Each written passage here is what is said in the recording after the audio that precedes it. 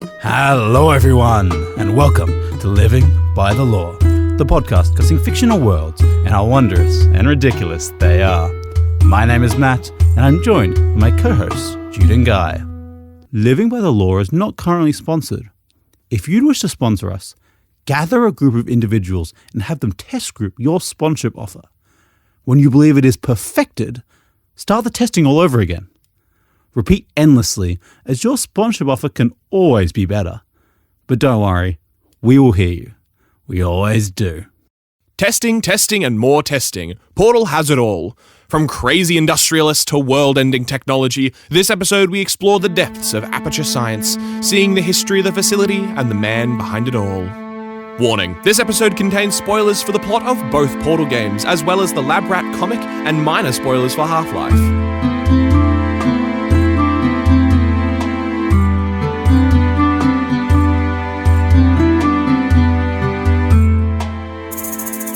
So, you know when you see those fan theories that just make you want to simultaneously gouge your eyes out, but also, like, you can't help but be curious about it?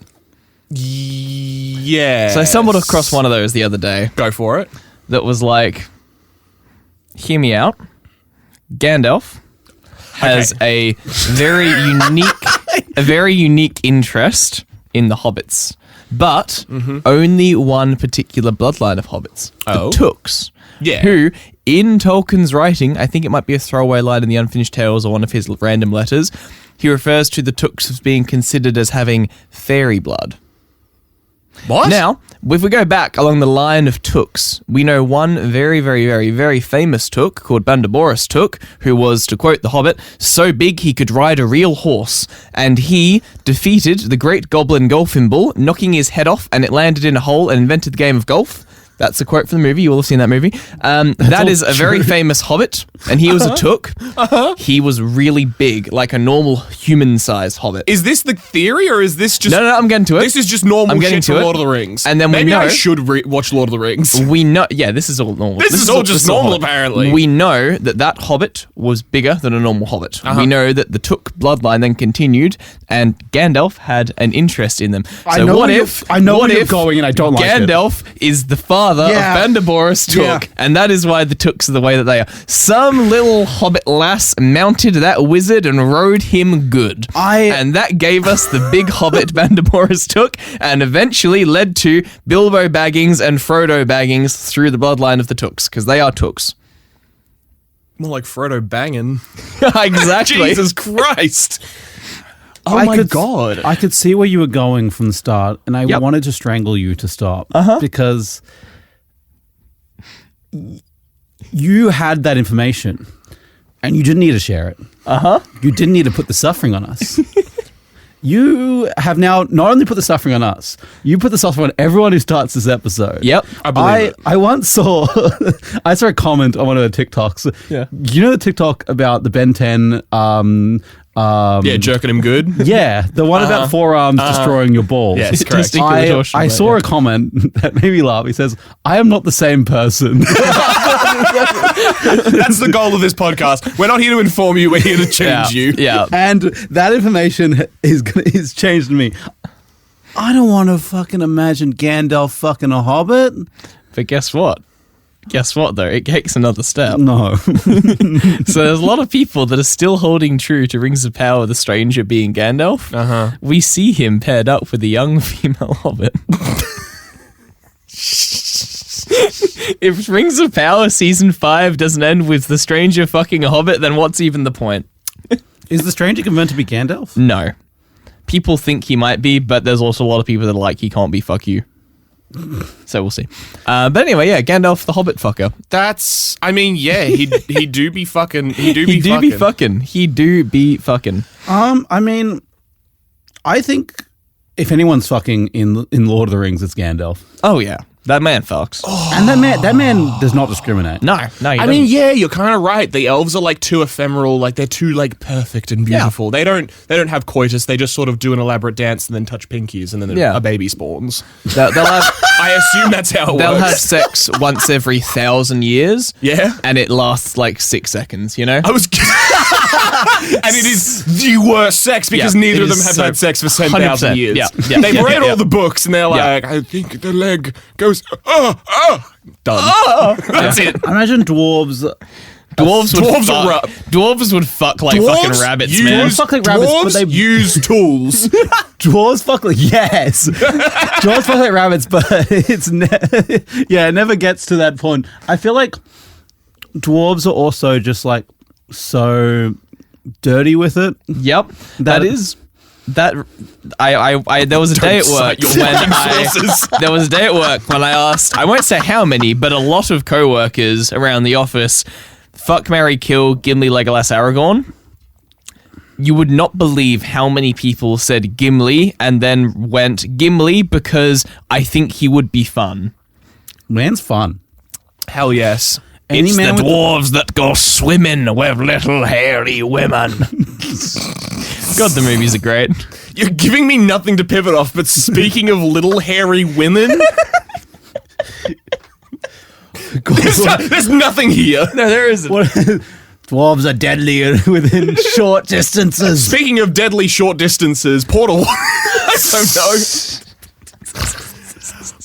Portal 2. Wait, No, what? Portal's sort of the opposite. You can get close from far away. Yeah, but things are deadly from short distances in portals. I'm sure they are. Sentry turrets, right? Yes, correct. In today's episode, I'm going to be talking about one of the only games that has ever made me change my Steam username. For a few short weeks in 2012, I was Portal Man. Because I fucking loved those games so much in that day. Yeah. For the rest of the time I've been Pie-Face Dude and I've used the same fucking hypercube image from a game I haven't played. So that's just been my Steam profile. For those who don't know though, Portal and its sequel Portal 2 were developed by Valve in 2007 and 2011 respectively. They are puzzle-focused games with a strong focus on the titular portal gun. There's that fucking message I sent. I sent these guys a message saying that I'd used titular correctly and I was going to nut. Nonetheless, a device which allows you to connect 2 points in space via a human-ish sized gateway, perhaps nay a portal. Whoa. These games have a number of side modes, DLC, and a bunch of adjacent properties, not the least of which is the entire Half-Life series, one of the most famous game series ever created, if not the. While today's video will not focus on the events from Half-Life, I'm going to get something very clear from the start here. The technology in this episode would destroy the story of Half-Life. Part of the plot of Half-Life is them trying to figure out how to safely do localized teleportation. And I'm going to get ahead of myself here, but these guys did it 50 years before anyone else and just didn't tell anyone. That's pretty funny. Is it in the same world? Yes. Really? Yes. I will note some points in here about things that are happening. They are in the same world. They are happening literally at the same time at certain points. Yeah, right. Interesting. Nonetheless, before I get into all of that, though, I must thank the Combine Overwiki and give credit to the admin team Barnes, Bramblepath, Fissure, Malfi, and Triangle, with special thanks going to the senior mod Clow and the writer of the timeline page, Sandwich18. If you want to see more fucking wiki people that are so dedicated to their craft, I have a very large monitor as my primary monitor. If I scroll on to Clow's like admin page, they have a list of all the pages that they've created. It fills the whole thing. Wow. It goes beyond it. That's and sick. it's like, I respect your craft so much. Also, you're insane. Yep. Nonetheless, with that aside, we're going to get into some timeline shenanigans. A side note for anyone who was looking for deep dives here, this is primarily going to be just sort of a base level for Portal and Portal 2. I'm likely going to do some more Half-Life cross-Portal things in the future because there's a lot of milk to drain from this cow. So we're going to be getting through it. But for the timeline, for this one, we're just going to be doing timeline and a couple of little side points if you have time for it. All ready, boys? Fuck yeah. Strapped in. Strapped on. I'm strapped in. Dude's got a strap on, and we're all ready to go. Good for you, buddy. You know what I'm going to do with a portal gun and a strap. No! Oh, Jesus. Oh, God. Only creative uses for the portal gun. It's so funny that the portal creators were like, you can use it to do science stuff. And everyone on the internet was like, I'm going to fuck myself. Yeah, did you not think that was what you were saying? No. What do you think you were saying? I thought I was going to give, like, surprise guy. Oh, okay. I wasn't thinking of the self-pleasure. Jude's a little vanilla brain. It's all Oh good. my God, Jude my was who boy. Portal was created for. As Jude's not thinking with portals. Jude's not thinking. I'm not thinking. Thinking with portals. We begin the story in the early 1930s or 40s, it's not super clear, with a brilliant young entrepreneur named Cave Johnson. Fuck yeah. Cave Johnson. The story and the history of Portal is not so much the story of anyone involved in the game, so much as it is the story of Cave Johnson and his incredible fucking bullshit he gets up to. Cave Johnson was the son of a professor of farming who, quote, had never farmed a day in his life, but his theories on farming were revolutionary. We don't know too much about Cave's early childhood as we pick up his story as he begins his business ventures, endeavoring to create the most advanced shower curtain fixtures that money could buy. Thus began the company Aperture Fixtures, which he picked the name of because it sounded hygienic, apparently. Fuck yeah. Who fucking knows? In one of his soon-to-be many strokes of luck, Cave and Aperture were then contracted by the US Army, which it's the 30s and 40s, they had a bunch of money at this time, making shower curtains for all branches of the military, except the Navy. Don't know why. With the immediate... The Navy, apparently. Because the Navy like to see each other That's in the shower. so true. Honestly, the Navy don't need showers. They're just swimming in the ocean. Boys be boys. Boys am I be right? boys. No shower curtains. With the immediate success of Aperture, funding came in through the military. Cave became obviously a very wealthy man. The wiki says billionaire at this point, but also it's the 30s and 40s. I don't know how many billionaires there functionally are. I would technically say high millions because I can't actually cite the billionaire term. It also gets recited again. He has a lot of money. For the sake of this video, until I mention otherwise, he has unlimited budget. He's Fuck a yeah. rich man. He's a very rich man, and he's gone too far. And it does really matter for everyone. Over the years of 1944 through 1947, the business continued to sell shower curtains, with the business doing well, just making money, doing the thing business do. Yeah. Off to the side, however, Cave would begin to indulge in his... we're going to say hobby, I think, is going to be the best term for it, which is, of course, the noble pursuit of science. Did he commit war crimes? We always know it goes great when rich people have fun with science. I think it is great. War crime... I think Cave would have issue with the term war crime because it implies that he's trying to commit atrocities. He is a noble man simply in pursuit of science. I'll also say something here, looking back at what I wrote at the start of the script and what I eventually learned writing through this script. I said at the beginning he is a brilliant young entrepreneur. I will say he is a highly charismatic man and he has a strong passion for science. I'm not going to say that he's brilliant necessarily. So it's kind of like making the argument along the lines of, well, Oppenheimer didn't drop the bomb, he just made it for science. It's not even that. It's more like the guy who contracted Oppenheimer to make the bomb and saying he made the bomb and he's the brilliant guy. It's like, there's brilliant people working for you. Yeah. Also, is there a war going on? Not, 1945, yeah, World War II's going on. Okay, so it is like similar to our... No, it is our timeline up Okay. until it diverges in around, well, I mean, apart from the things that happen in the story, obviously. Yeah. The entire world, technically everything that happens up until 2000 and whenever Half-Life starts, everything could hypothetically have happened in our real life. I see. There are a couple of public events that probably couldn't have happened because we know they didn't because it's a story, but also for the sake of general consumption, the divergence of the timeline is primarily in the 2000s. Okay. 'Cause I was going to correct Jude, because how can you have war crimes without a war? They're international humanitarian law violations. Well, Jude. I mean, yeah. You had to Google that, didn't you? Yeah, I wanted to look up what the definition... He doesn't Bet you feel commit real any good war about yourself. crimes.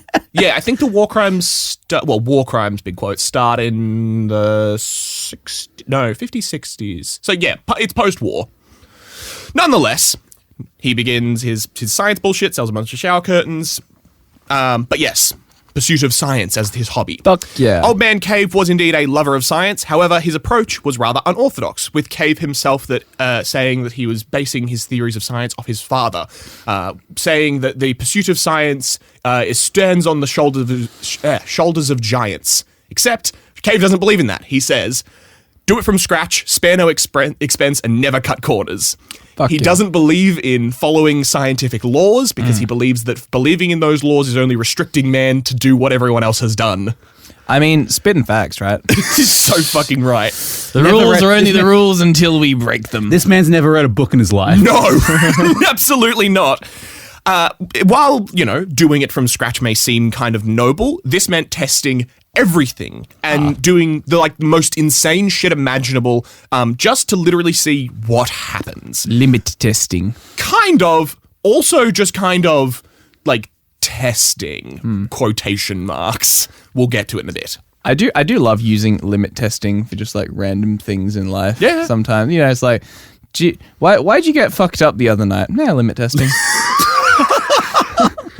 Customers. I shouldn't say what because you need to bleep that business name. It's fine, I'll do that. Beep that. The business that I work for, when I'm working on the registers, I try and speed run how quickly I can put things through, and people are like, "Why are you talking so fast?" I'm like, limit testing. Yeah. See how quick I can get through, you guys. That's it. I was thinking that at work. I was thinking, what could I wear into the office? You know what I mean? 'Cause Yeah. As a coder, I often wear. You can often go wear jeans. Stuff like that. I was thinking, could I get away with tracksuit pants? And I was like, interesting. Probably. Could I get away with pajamas? Someone might mention something. Might get weird looks. But I don't know if anyone would approach me. Could I get away with a suit of armor? Yes. I really want to see it. I'm wearing a suit at work. Can you complain? It's a suit. I'm wearing a suit. It's a suit. I'm even more formal than anyone else in my area. I can guarantee your outfit's more expensive than the CEO's. Well, that's what I'm talking about. Can Actually, I I don't know. be There's some honest? fucking My brain went straight to the Borat G-string. If I'm honest, I think that would get me. I think that would be a discussion with HR. Certainly. HR is definitely calling me up for that one. Nonetheless, Limit testing. limit testing. Limit test. What G-string can hold Matt's fucking dong. Jesus Christ. It doesn't exist. Your dong. His dong doesn't exist. It's on the podcast, fellas. It's on the podcast. The D string that could hold it doesn't exist. So, back to the timeline. Yes. In 1944, so just after all the shower curtain business, Cave purchased a large salt mine in Michigan, which appears to be the setting of later both Portal games, as the tunnels of the mine become the cavernous bowels of the facility that we see in the games. Some of the tunnels there extend up to 4 kilometers deep, which, if you're not aware, vertically, that's fucking enormous. That's insane. That's incredible. It is possible. It's technically possible, but it would be so hot down there that would be insane. Nope, 12 kilometers is around about the limit. 10 kilometers is when it starts to get really hot. 4 is stifling, but with the amount of technology and ventilation systems they have, it is technically possible. Deepest hole we've ever done. 12 kilometers by is the 12 Russians. kilometers, yeah, but there's no. I did this Google search last night, my man. Is there any hole in America that deep? Even close to that deep? I don't think there I'm is. so sorry, Matthew. Your mama's. One, how dare you? 2, How dare you? 3, she's not in America, man. I know. It was just a bit. It was there, man. I had to take it. Nonetheless, I think that it is technically possible. I believe that there are caves that go slightly deeper, but it's pretty at the It's pretty limit. big. It's pretty It's big. pretty at the limit. There's a gas well in America that goes 6 miles deep, There you go. so which is approximately 8 kilometers. Something. Fibonacci sequence is the best way to do kilometers to miles. Oh yeah, you do that in your head. Go on. Okay, 2, so 1 to 2 is 3, 3 plus 2 is 5, so at 6 kilometres it'd be about 2.5 kilometres-ish. It's 6 miles. Yeah, 6 miles to kilometres is... 9.6. Oh, no, it's upwards, so kilometres is longer. I was like, No, because it's Fibonacci sequence. This is a thing. Fibonacci sequence. So 5 kilometres, if you go Fibonacci sequence, is 3, so 5 miles is about 8 kilometres. It's 9.6. That's No. Show me 5 miles to kilometers right now. This is not a bit we're doing for the podcast. This is me trying to prove that I know something. See? It follows the Fibonacci sequence. This is a thing you can do. If you go for the next Fibonacci sequence backwards, that's kilometers to miles. If you go to the next Fibonacci sequence in the sequence, it's close to. It's not perfect, but it's a good estimation. interesting. It's cannot good. spell Fibonacci. This is the nerdiest thing I think you've ever said. Fibonacci in your is life. just adding... Okay, I'm not going to fucking do this on the podcast. Back to the fucking episode. Moving forward to I think the 1947. Aperture Science has taken his brain. And he's actually. I think it has. It has. I'm fucking right, This though, is the most intelligent. This is the most intelligent I've ever seen, guys. I will definitely not. say the first thing I get googling it is a Reddit article, and there is a typo in the subject.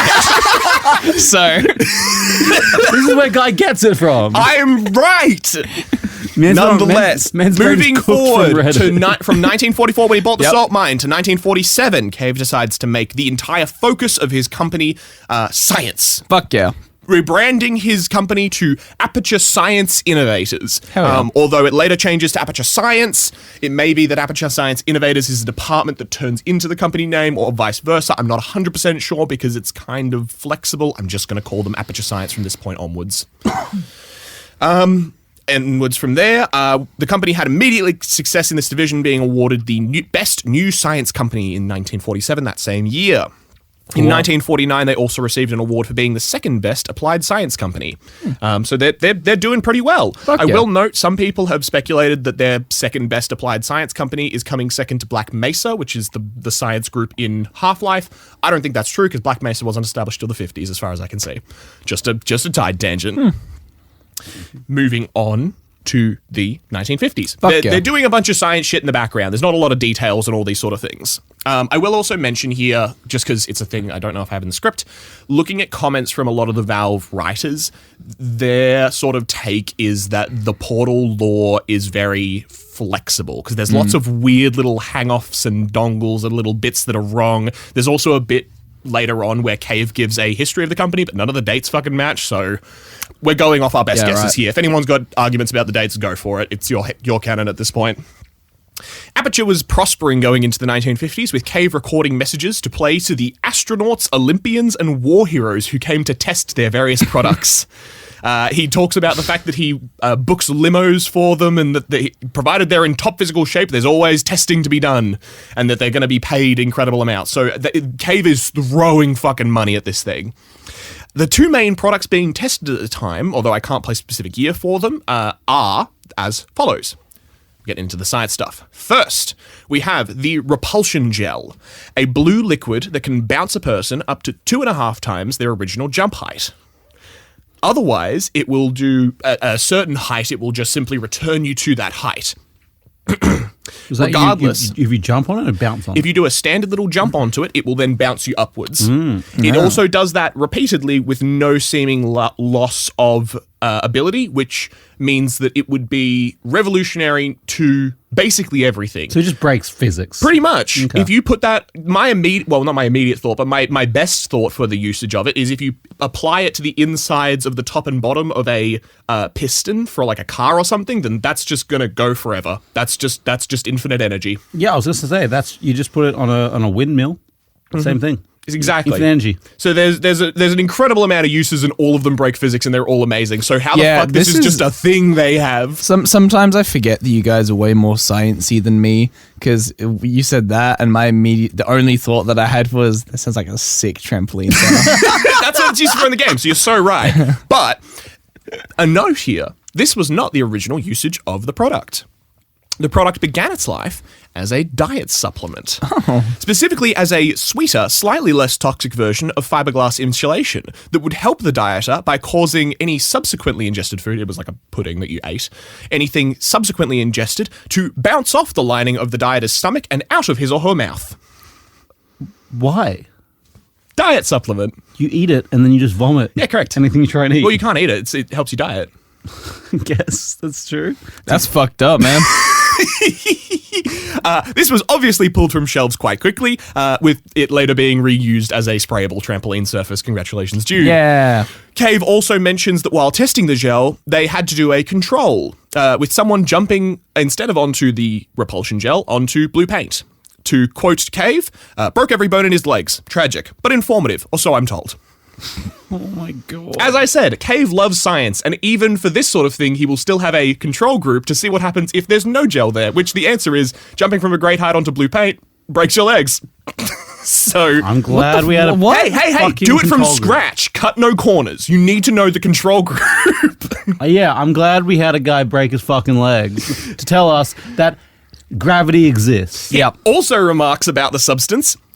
They haven't entirely nailed down what element it is yet, but, to quote, I'll tell you this, it's a lively one, and it does not like the human skeleton. Is that why it actually doesn't have any big bouncing capability? It just hates the skeleton. It just hates the skeleton so much, it's like, get this shit away, repels bone. It is...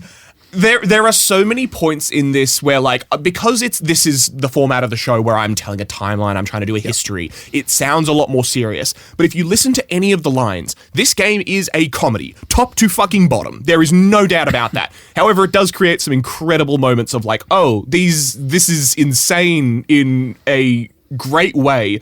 Because while they had the comedic writers, they also have this incredible world building of this like massive lab and these like forgotten technologies and all this like beautiful world building. And it's just this awesome contrast. I had to play a bit of Portal 2 to get like back into this. Oh my God, that game is a fucking masterclass. I love that game so much. I remember why I changed my name. Yep. Anyway. The second, and much more famous product, was the Aperture Science handheld portal device, or as it was originally called, the Aperture Science portable quantum tunneling device. Or more realistically, as we would all know it, the portal gun. Yeah. This device uses a miniature black hole to somehow create a set of portals, which anything that enters through the first portal will immediately appear out of the second. This allows for the main mechanics of the game, such as, for those who haven't played, traveling great distances, moving things without touching them, and one of the more interesting physics-based things of playing around with infinitely falling through two portals and changing vertical momentum into horizontal momentum to send yourself flying. So lots of fun shit to do with it. Also, again, crazy. They also note that the portals themselves, I haven't written this here because I read it this morning, the portals themselves are not dangerous. They have tested that much. So touching like the edges of the portals and stuff, totally safe. What isn't safe is the portal gun itself. They say you can't look into it, you can't touch the operational end of it, and if it starts making noises, I think they said like pray or something like that. Oh, fuck.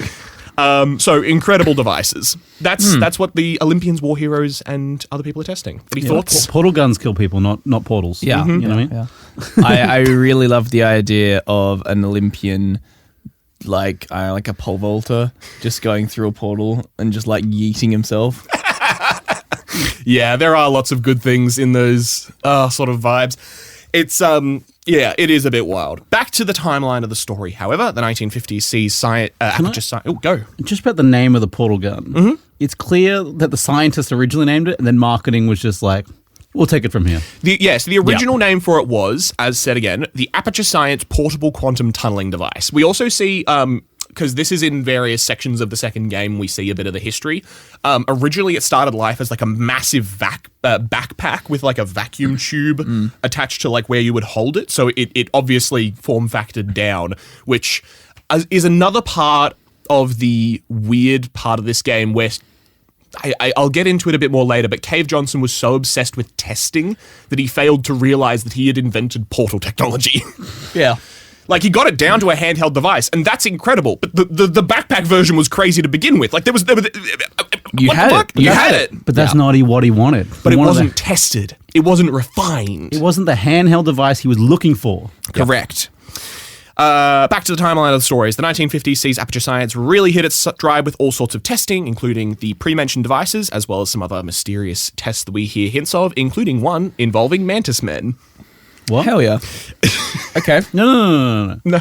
No, what the fuck is a mantis man? Well, it's a praying mantis, but it's a man. Okay. I'll give you the line from the game because I did write it down here. So you're walking through the test facility and it says, anyone who's here to test the repulsion gel, follow the blue line. Anyone who's here to who volunteered to be injected with praying mantis DNA, I've got good news for you. I've got some good news and some bad news. Bad news is we're postponing those tests indefinitely. Good news is we've got a much better test for you. Fighting an army of mantis men. Pick up a rifle and follow the yellow line. You'll know when the test starts. Fuck, this game's silly. It's so fucking good. It's so good. There are other things I'll mention at the end of the episode if we have time, but there's some very good shit around that as well. 1957 is officially when Cave becomes a billionaire, as this is when the military shower curtain deal closes, maybe conflicting dates. I'm just putting both of them in because fuck it. Nonetheless, so yeah, 1957 to 1973, they're apparently manufacturing shower curtains, but also 1952, they got Defense Contractor of the Year, which implies they were making shower curtains before then, so who fucking knows which dates are correct. onto the 1960s. Any questions? All the quantum tunneling and making it actually mess with time, and that's why the dates are all wrong. There is actually a test where they say, oh God, I have to remember the quote. I'm not going to quote this directly, but I will. The boys in the lab say that this next test might involve a tiny bit of time travel. If you see yourself from the future, don't look at him. Let that handsome son of a gun go about his business. It's better for you and him. If you do interact, it'll destroy the timeline. The whole thing, back and forth. And it's like, yeah. That sounds like one of our fucking sponsorship It's messages. so fucking good. It's so good. There is so much clever, science twisted into the most, dumb shit. Like, you can tell, a scientist has come up and been like, hey, okay, this is really serious. These quantum tunnels might be causing a small amount of timeline desync. And if any one of these people interacts with one of their previous selves, it will destroy the entire timeline. Cave's like, I've got this. Don't worry about it, son. It sounds Dave like Johnson here. It sounds like the separation between the business part of the business and the tech part of the business. You're so this code has to work this way. It's really complicated this way. So you're gonna get it working, right? So that's how it works. Exactly. It works, and the customer gets to do this. Yeah, but they can't do this and they can't do that, and if we do this, we'll have to do this way. And so what I'm hearing is it'll be done by the end of the week. Yeah. And so they don't see each other. Just wink at him and go right back. Cave Johnson repeatedly refers to the suppose I would hypothesize theoretical and / quantum physicists working for him as the lab boys, and the accountants and the people managing his money as the bean counters, and that's just how he refers to those departments. Beans. I do, in a weird way. I kind of love him. He is, again, a very charismatic man. He's a lovable idiot who just goes he's like, science, yeah. You know? Exactly. And then he doesn't understand what Yeah. the fuck's happening, but he's like, fuck yeah, science. All's going well until we push into the 60s as we begin to see the cracks in the operation grow. Many products are getting pulled from the shelves, with the growing list of controversies rising, least of all which is the bouncy pudding and the fucking mantis men. Nonetheless, Cave begins to hide his unethical experiments deep within his facilities, sealing off test shaft 9 where the repulsion gel is hidden. So that's the salt mines. That's the area that we head through in the second game for anyone who played that part. We also see Aperture involved in a Senate hearing about missing astronauts. Uh-oh. So maybe they broke more than that guy's legs. Who knows? No comment. No comment. With the failure piling on, Cave declares bankruptcy. You may ask how that man managed to run through billions of dollars in less than 10 years. The only answer we need is to look at Portal 2's chapter titled The Fall, where, again, spoiler alert, we see the cavernous depths that the facility is. Down to the 4-kilometer mark, the entire thing is filled top to bottom with gantries, pipes, everything. This man has built a incredible facility with an incredible amount of money by basically giving whoever is working for him just unlimited amounts of money without really thinking about it. He sort of just let them do science and thought the money would come.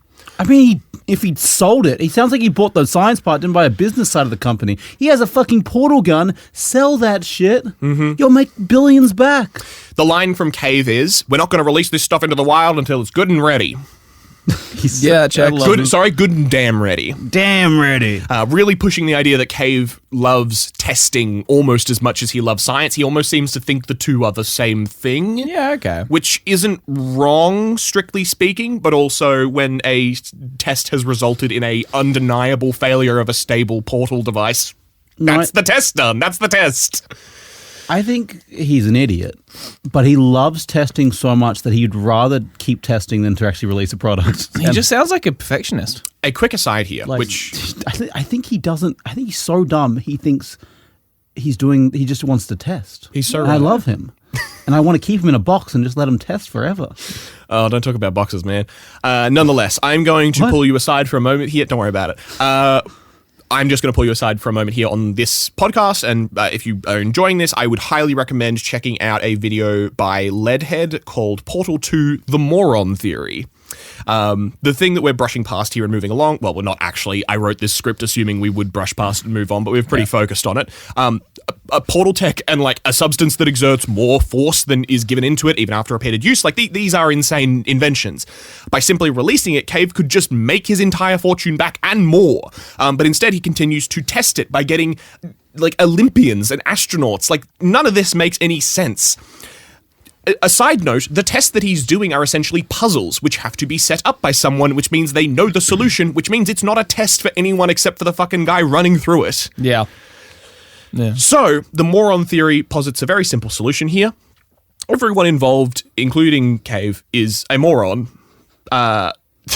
This idea is going to keep cropping up again, but the essential theory is Cave's a moron and everyone else. But Guy, rich people are there because they deserve it. They couldn't be morons. There couldn't be a guy who wants to go to space because of the benefit of mankind and be fucking it up repeatedly and spending billions on it. Yeah. No way. Sorry to anyone who's a Musk stan, but also I did see a very funny thing the other day going, it's very funny that Musk believes that everything has to be a meritocracy because he's the richest man in the world and therefore he must deserve to be there, which is very funny to me. Nonetheless. This is very Musk-coded. It's very Musk-coded, except Cave's actually doing cooler shit than Musk. Is that he's actually seemed to have invented something and he just doesn't want to release it. I should also note here, one character that I failed to mention thus far is also the lovely Carolyn, Cave Johnson's wife and secretary. She doesn't seem too bright either, because as Cave bids farewell to the test subjects, he tells her to say goodbye, Carolyn, to which she responds, goodbye, Carolyn. Oh. Not anything definitive, but it's an indicator. What do you mean? Yeah. She just followed orders. She just followed orders. She's very into that. Good soldiers follow orders. Nonetheless, Cave Johnson, we're broke in the 60s. All right, back to it. Yep. Cave at least partially blames his poor financial state. I got to write better sentences. On Black Mesa stealing his stuff. Black Mesa, of course, being the Half-Life company that I've talked about. These two are essentially competitors in the applied science market at this point. Yeah. I don't think that it's true that they stole anything from him, though, because one of the primary parts of Half-Life that I've mentioned is localized portal technology, which they only managed to... They managed to get interdimensional teleportation down, but they use that to do local teleportation by bouncing someone off another dimension. So that seems like a way more complicated version of doing something, and that's in the 2000s of something that Aperture seemed to have down in the 60s. That seems to be like in Minecraft, where you go to the Nether and then travel a few blocks, and it's quicker to go to the Nether. Essentially, that's a pretty similar concept to the Zen relay, which I'll get to that again in another episode. I promise you, Half-Life stands. I'm getting there. This is just laying groundwork. Can I ask? Yo. Unless you're going to go into it, what are the limitations of this portal gun? No, I haven't written any of that. I'm happy to for anyone who hasn't played the games. So, a couple of things. One, it has to be put onto a portal conductible surface. From what we see, that is generally like concrete and still like quite solid mass objects. That's not certain because there are definitely surfaces that don't support portals, but also I think there's an area in Portal 1 during the back rooms where we see concrete being used. There is another substance that is usable, but I'll get to that in a minute. Is it like I put a coat on my wall to make it portable, or I put a coat on the wall to make it not portable? You put a coat on the wall to make it portable. Okay. I won't get into the details because that is actually part of the story. Okay, interesting. Is there a distance limit on my portal? No. Anywhere. I could go to that is also another story point. And can I've seen it in the game. I played Portal 1. Mm-hmm. You can put down 2 portals, right? Mm-hmm. Is there portal guns or unlock like a mode where I can put down like 5? No, not that is in the canon. There are like DLC and puzzle games that do allow you to do that, but they are not canon. As far as we can see in canon, it is a 2-portal system per gun. Admittedly, you can get more than 1 portal gun, which we see in the co-op campaign of Portal 2. There are 2 portal guns between 2 players who can each put their own set of portals. Okay, I was like, they are still dual-wielding portal guns. I wish. Yeah. They are still strictly 1-to-1 linked, though. Yeah. Okay, cool. The other thing as well that's kind of interesting on, not limitations, but things they can do with portals, I'm not certain about this, but I'm fairly confident in saying you can choose the color that a portal comes out looking, because they do that in the games. They also have... Just put food dye in it. I guess, man. They've got some fucked up things. I mean, like, you can make a flame burn different colors depending on what metal you burn. It's like fireworks. Yeah, absolutely. Yeah, so same thing. that all checks out by me. It makes sense to me. It's called science. It's just a mini black hole. We all know what we're working with just here. Science here. Black hole technology. Put us in. We're better scientists. Put us in, Aperture Science. Put us in. No, please, love of God, don't. You're not going to like it as we get towards the 80s, but I'll get to that in a minute. What's the other thing? Portals also can't be placed on any moving surface, which is interesting because it appears to be like a local moving surface. Like if it's a moving platform or something, you can't put it on it, but you can put it on like a wall and the earth is moving. So my suspicion is it has something to do with a certain amount of momentum or mass. Not certain on that, no specifics given, but you can generally place it on still walls. You can place it on a rotating thing there when it's stopped, but as soon as it rotates again, it disappears. Oh, okay. So I think that it needs to be a stable point in space. Sure. So again, that's the portals, baby. Yeah, There's not a lot of specifics. We don't get like a spec sheet or anything, but this is just stuff that I've observed personally. To carry a bit that you did in the last couple episodes, if you listen to our Mistborn Magic System episode, you'll notice the similar thing here with the bubbles from Bendeloy and when the time freeze bubbles, you could only put them up on, like if you did it in a car, it probably isn't big enough and it would like glitch you out of the thing, whereas if it was like on a massive freight train, you would be okay. Gotcha. Yes, absolutely. Yeah. I agree with that. Yeah. I will say there are also, the only other thing to mention here is that they also have some ability to do an external link to your portal gun, which I'm not entirely certain how they do now that I think about the technology, because it implies there's some sort of wireless connection. Yeah, because in the first couple levels, you only get to control one portal and the other portal appears on a fixed like little gateway thing for you. So how that works, who the fuck knows? How does any of this work? I'm just guessing at all of this. I mean, it's a miniaturized black hole. It's a miniaturized black hole, of course, and it's some This food is why and we some need to do food more. dye. This is why we need to do more testing. This is why we need to test. Yeah. This is why we need to test. How are we going to answer these questions if we don't test? How are we going to answer them? I will say, whoever they have in the back room doing some more testing was still on their bullshit, despite the fact that the money isn't drying up, because as we head into the 70s, we hear about Aperture testing a new gel, which breaks physics in a new way, called the propulsion gel. In another feat that also destroys the very idea of physics, this is a low-friction gel, which allows anything moving across it. For a meta measurement in one of the collector's guides, they quantify it. You go from a walking speed in the game of 175 inches per second up to 800 inches per second, which means that it basically more than quadruples your speed. That's fucked. When you're walking on it? Yes. This feels like, you know what this across it. feels like? You know when you're at the airport and you're in terminals, there's like the walking conveyor belt. Exactly. And then some people stand there like noobs, but then if you walk, you just like sail through. Yeah, they say it's a low friction surface, but it also explicitly adds momentum to whatever is on it. This doesn't feel like a no friction. People have theorized that like, oh, maybe there's like micro explosions and micro reactions going on in the gel, but that doesn't make any fucking sense because you put one piece of gel down, I can go across it 1,000 times, it's still going to function the exact same way. Maybe it's science. Maybe it's I mean, you touched honey. Honey's not running out of stickiness. It's a property of the gel itself. I understand that, but also an explosion would be an exothermic reaction, which by the laws of thermodynamics would mean it would somehow have to be having an energy added back to the system. It absorbs energy from the air around it. Oxygen is giving it the ability to quadruple your speed. Yes, it is breaking down the oxygen atoms around it. I have a counterpoint to that because the original usage for this was also as a diet supplement, with the idea this time being that after you eat the pudding, the food goes through you so fast you can't digest it. Did anyone survive this testing? To quote here, it was pulled from shelves when it was discovered that digestion plays several crucial roles in the eating process, such as breaking food down into smaller pieces before it's violently expelled from the body. Yeah. That chicken leg's coming out at fucking Mach 10 out of your butt. Oh my god. Yeah, I think everyone's fucking dead. It's so fucking good. It's so, like, the things that they leave unsaid are honestly more funny than the lines themselves. Yep. For a company that's all about testing, they sure need to do more of it. They love pudding, dude. They love diet supplements. I think this guy just wants to lose some weight.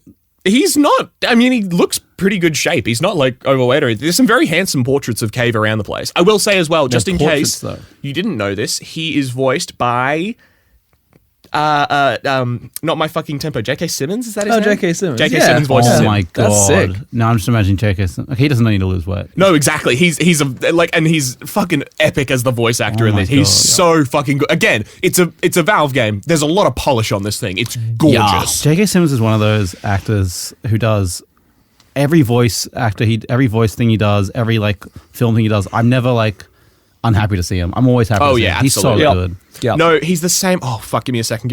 Oh god, I need to remember who this person is. Not quite my. Basically. No, keep going. I'm just imagining the bounty hunter out of Dirk Gently season 2. Oh, I'm not sure. Crazy guy. Okay, Dirk Gently. Give me a second. You I'm guys just keep imagining talking. J.K. Simmons going, no, not quite my product. You know, Not quite my product. not quite my product. You need to do more of testing. More testing. More testing. More fucking testing. Are we testing or are we failing? So you do know the difference. What? Yeah. If you forget this fucking portal gun, you'll be done. You're done. What's it? I need photos of testing. I need photos of the testing now. Alan Tudyk. What's 17 more years? I can always start over. Test again. Alan Tudyk is also one of those people that I absolutely love. yeah. For those who don't know, he was Firefly, iRobot as Sonny, Rogue One as K2SO. He's a voice actor, but also an extremely good actor. He's got one of those Jim Carrey faces. Oh, where he's like the main pilot in Firefly, isn't he? Yes. Yeah. He's a very, very good actor, and He's I love very to see good. him and shit. Yeah. Isn't he also like the chicken in fucking Always, don't worry about it. I don't know where I know him from. His face is very familiar. Oh, he's in so much shit. He's in. I'm just going to go through the top of his IMDb here. We've got Transformers: Earthspark, Monsters at Work, Resident Alien, American Dad, Wish, Spider-Man 2, Harley Quinn as the Joker. What the fuck? And Clayface.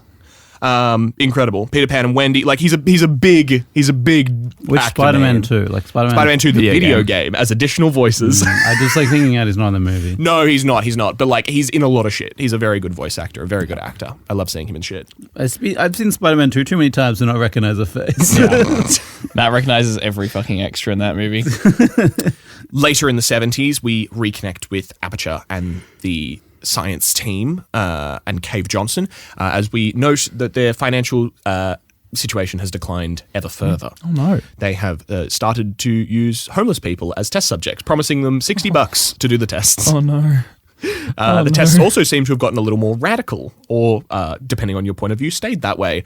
As we hear some lines from Cave and boys, I'm going to give you some quotes if you'd like. There's one for each of you, which are two parts of the same message, because I don't have a lot of quotes this episode, unless one of you wants to do both of them. Matt, do you first want to do the second? Sure. Can I say, if we're on that, obviously they're using homeless. It's very, very, that's horrible. They went from using like top astronauts into using homeless. Very bad. Mm-hmm. But did you ever Ever felt like this? When strange things happen when you're going around the twist? Yeah. That's a joke that our international audience is going to get. They're going to love it. There's one guy who listens from Sydney. I know that. He'll love it. That is from a Australian. It's an Australian TV deep cut show. children's show from Victoria. It was filmed literally in like random suburbs around the twist. Around Go, the twist. go watch it. Good show, by the way. My point was, did you ever do those like pill supplements thing in uni where like in the paper they'd be like, oh, we'll pay you like $50 to come take this? Yeah. No, actually, I didn't, because I did the questionnaire for one of them and it said, can you avoid sexual activity for 6 months? And I had to say no. Real story. That is pretty funny. Damn. It's true. Damn, Chad over here. Hey, what am I saying? See, if it was 5 months, you would have been. 5 months, I would have been good, to be honest. No, I've been so tempted to apply for those when there was some that were like sleep based and like we're gonna keep you at a place overnight to monitor things. I was like, this seems like the easiest $400 I'll ever make, but also, do I want a random chemical injected into me? I don't know. Absolutely. This is how you join a story. You know, you're not going to join a story staying at home. You're going to join a story by doing a really dumb thing. Jude's at the call to adventure, and he's just like, nah. I wasn't desperate enough for that one. Well, part of the call to adventure is the rejection of the adventure. And then Yeah. So true. The optional loop at the start. Now Carl Urban's going to come and abduct you from my house and go, oi, oi, oi, oi. Oi, oi. Oi, oi. oi, oi. Matt kidnapped me, son. Kidnapped me, son. Get onto the quote, Dong you with fucking bloody- dongberries. No, What are we going for? I never did one either, but I still remember similar thing. But everyone signing up, they were very specific of like what they needed, and they never fit the requirements. And I was very sad that I never fit the requirements, especially the ones that were like massage ones. They were like, we need people to practice massage, and I'm like, please. Put your hands on my body.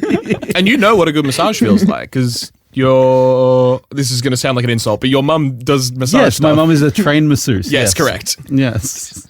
Why did you make it sound so weird? She's just... Well, because me doing the your mum joke earlier and then going, your mum's a trained masseuse makes it sound like no, legit, my mum is a trained masseuse. but your mum's a trained masseuse, Yeah. for real. Yeah.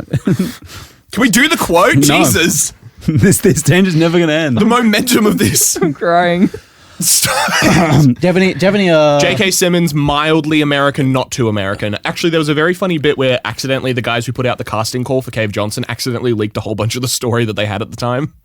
And Valve was super mad about it. Okay. But mildly American, sort of industrialist. I want photos of Spider-Man. Yes, correct. If you're interested in an additional $60, flag down a test associate and let them know. You could walk out of here with $120 weighing down your biddle. Bindle. It's the sack on a stick that hobos have. Oh my god.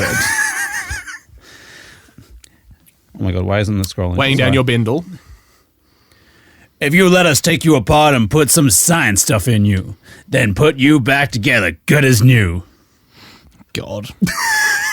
In case you're interested, there's still some positions available for that bonus opportunity I mentioned earlier. Again, all you gotta do is let us disassemble you. We're not banging rocks together here. We know how to put a man back together. So that's a complete reassembly, new vitals, spit shine on the old ones. Plus, we're scooping out tumors. Frankly, you ought to be paying us. So that gives you a vibe of where Cave Johnson's at. He's pulling people apart. And all the king's horses and all the king's men Couldn't put homeless Jim back together again. I just want to get my bindle and get back to my bridge. My bindle. They also say gotta that think, Jim. $120 weighing down your bindle. there is a great implication that they say where they're like, if you're in the waiting room, just chill out for a bit. It's a damn sight more comfortable than those park benches we scooped you off. And it's like, are they driving around with a fucking white van just picking up homeless people off benches and driving them to Aperture? My God. Oh god! Anyway. It's a grim reflection. Reflection.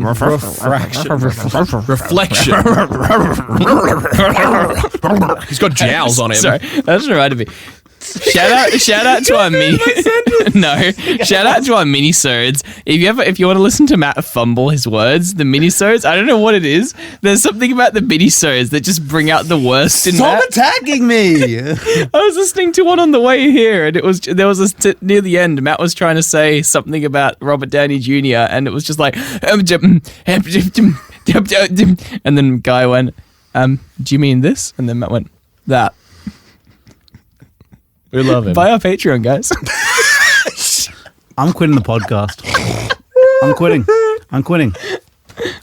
What was your sentence, Matt? Do you remember? Or is ADHD taking It's the thought away from fucking you? gone. I know, It's so dude. gone. Same, exact so gone. same.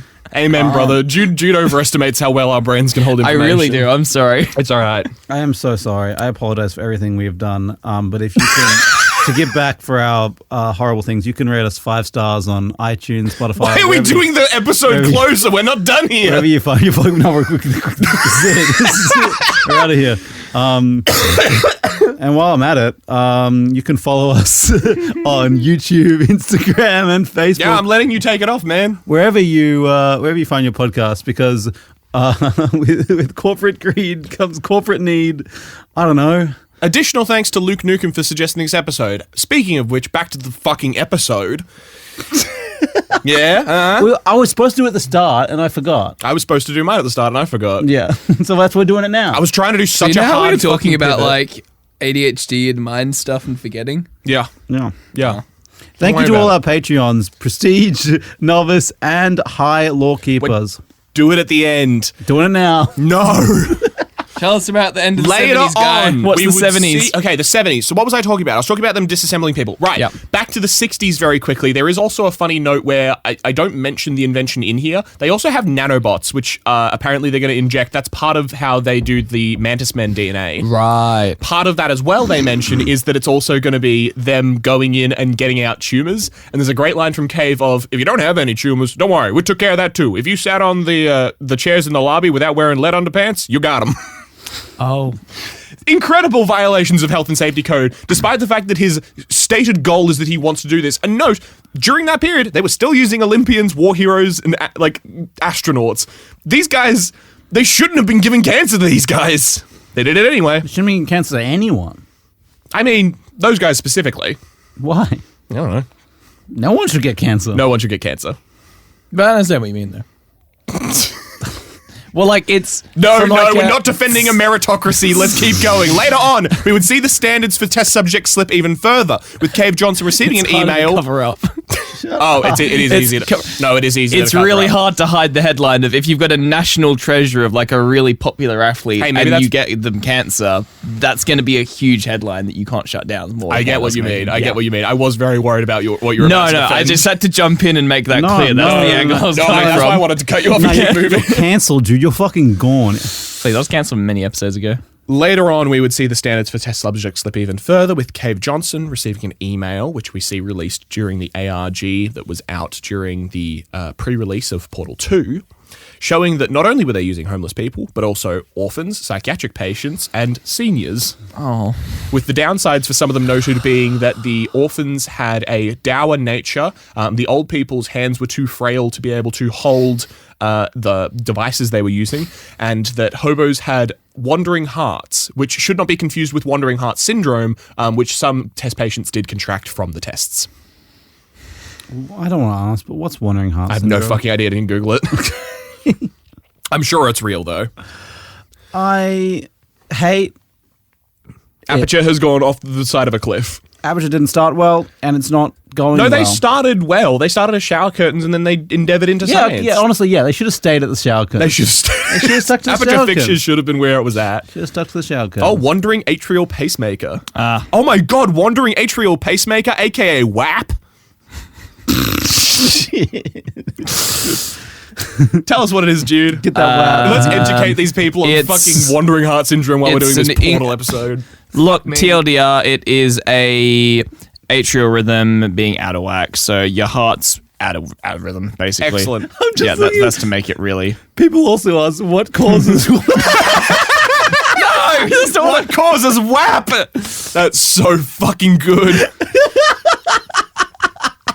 Fuck me. What causes WAP, dude? I wouldn't know. Yeah. Nonetheless, Apparently Guy would know. I would. Didn't you?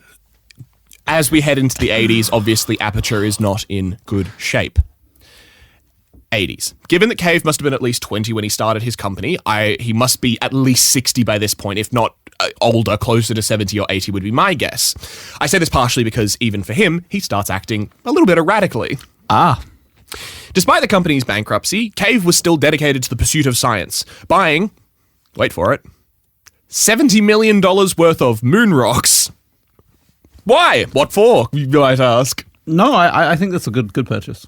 Same. You think so? What would you be doing testing wise? With moon rocks, I'd start to try and throw them at Superman to see if he dies. It's like kryptonite, you know. You got Superman? I'd want to see what happens if I put a moon rock inside someone's body and see if it makes them float. I mean, you guys Cave Johnson would love you guys, because the actual thing that they did was ground them up, mixed them into a gel. Fuck yeah, of course he did. We should have guessed that. Actually, we definitely should have actually guessed. really- That's really so. That's so Johnson. Cave. That's so Cave Cave. loves his gels. He does. All that to find out that moon rocks are, again to quote, pure poison. And Cave is now deathly ill. Oh no. Wait, he tested it himself? He's on the floor for all these experiments. He's there. That's some dedication. As much as he is the CEO and the guy sitting there recording pre-recorded messages, he is still a dedicated worker as far as everything appears. He is there day on day. in amongst the groups. However, despite the fact that they are pure poison, moon rocks are apparently also a great portal conductor. Allowing them to create a paint out of it that they put on the walls of the facility, which replaces the subpar conductor of concrete, which I mentioned to you guys, most likely concrete. We don't have any confirmed things. Hypothetically, all of the game's portal surfaces that we see are like white walls. If any of you have memory of playing the portal games, it's always white walls. Yeah. Those would be the moon rocks. There are also periods of time where the sword fell over. The sword fell over on the set. There are also some periods where it looks like you're using concrete, but again, I'm not certain about that because they were using the portal gun but in the 1950s, but they only bought the moon rock in the 1980s, but they had tests that were working with the portal gun earlier, so they must have had another surface that was working for them. I don't know. Yeah. It just didn't conduct it as well. It's like you have some metals that conduct electricity, but some metals do it better. So yeah, my suspicion is it's like a more stable portal conductor, or it's more consistent, or something along those lines. Yeah. Nonetheless, Cave now definitely showing... Oh, so very quickly, again, that white paint on the wall through Portal 1 and 2 is moon rocks, which therefore means you are most likely breathing in a lot of moon rock dust, which means you're probably just dying the whole way through Portal 1 and 2. Yeah. So it's like super asbestos. Yes, that is a great example. Great. Yeah, it's actually closer. You know what I would put it closer to? I'd put it closer to what was that shit that Australia banned? Silica marble or whatever the fuck it was, like the microfine rock that they had. We had a controversy about it a while ago where it got banned. It's like a faux rock that meant that when you ground it down, it released like tiny silica particles, and it was killing people very quickly. Great. Yeah. Wow. You'd love to hear about it. Brilliant. That we do. Incredible. Anyway, banned. me. So the entire way through Portal 1 and 2, you're dying. Cave, now once again showing his deteriorating state, says he has a solution for this, though. He's going to jump in and out of these new portals to see if they can leech the lunar poison out of a man's bloodstream. Good idea. That's fucking sick, dude. Might as well try it. Might as well try it while we're testing. What's he got to lose? Exactly. However, the moon poison quickly started in sending him deeper into his... I call it insanity in the script, although I don't like the implication that makes that he wasn't already insane. Yeah. He definitely was. He's just getting worse. He's deepening his insanity. He's deepening his wisdom. Yes. To quote, dying, brain damaged, and incapable of realizing time was not flowing backwards, Cave declared some odd research projects for the facility, such as the Heimlich countermaneuver, the Take-A-Wish Foundation, and renewing research into the portal gun. Take a wish? I believe the quote from the wiki is, it is a program to take wishes from terminally ill children who won't be around long enough to appreciate them and redistributing them to otherwise healthy but uninspired adults. I'm for this project. That's the dumbest shit I've ever heard of my life. It's so fucking good. That's wild. No comment on the Heimlich countermaneuver? I was going to ask as well. It's to stop the Heimlich maneuver. It's a counter maneuver. You punch him in the face. Punch whoever's doing the Heimlich in the Hey, face. that's too obvious. Does that have 100% effectiveness? No. Exactly. That's what I'm talking about. They need to What does do it research. It's to stop the Heimlich maneuver. Are you shoving the food back down the throat? I don't know. They don't explain it. Oh, okay. It's just mentioned. Oh, okay. You expect me to know the Heimlich counter maneuver? I'm not that advanced. you had a lot of My science is not that advanced. You had a lot of information about Take a Wish. I thought you might have something. Because I saw a quote on it. The Heimlich counter maneuver is just listed as it's a counter maneuver to the Heimlich maneuver. Interesting. I have it. It's strangling them. Yes, perfect. It's closing their airways. The food can't come back up. I think it's more subtle than that because there are some more details about it, but we'll get into it in a sec. Aperture Science announced all of these projects publicly in a lavish ceremony to resounding rejection and dismissal, funnily enough. That's crazy. The outcry was so bad that senior company officials were actually brought before a Senate committee. Before the hearing, during the hearing, however, one official from the company did mention their progress with the portal gun, referencing progress with the man-sized ad hoc quantum tunnel through physical space with possible applications as a shower curtain. Why the fuck they keep... Okay, I have to mention this because this is part of the quote. To cut it off at man-sized ad hoc quantum tunnel through physical space, that's great. That's incredible. Yep. With possible applications as a shower curtain. What? It doesn't make any sense. But also, there's a worse part of this, which is there's a reference in the 1950s to Aperture fixtures where they mention the shower curtains using extremely low-tech portal technology to create a portal from the inside of your shower to the outside of the shower, which, I might be wrong, that's a door. That's a shower curtain. That's what that is. You're thinking too small, guy. He's making the best shower curtains you'll ever see in your life. And when he makes them, you won't be laughing. You might be laughing.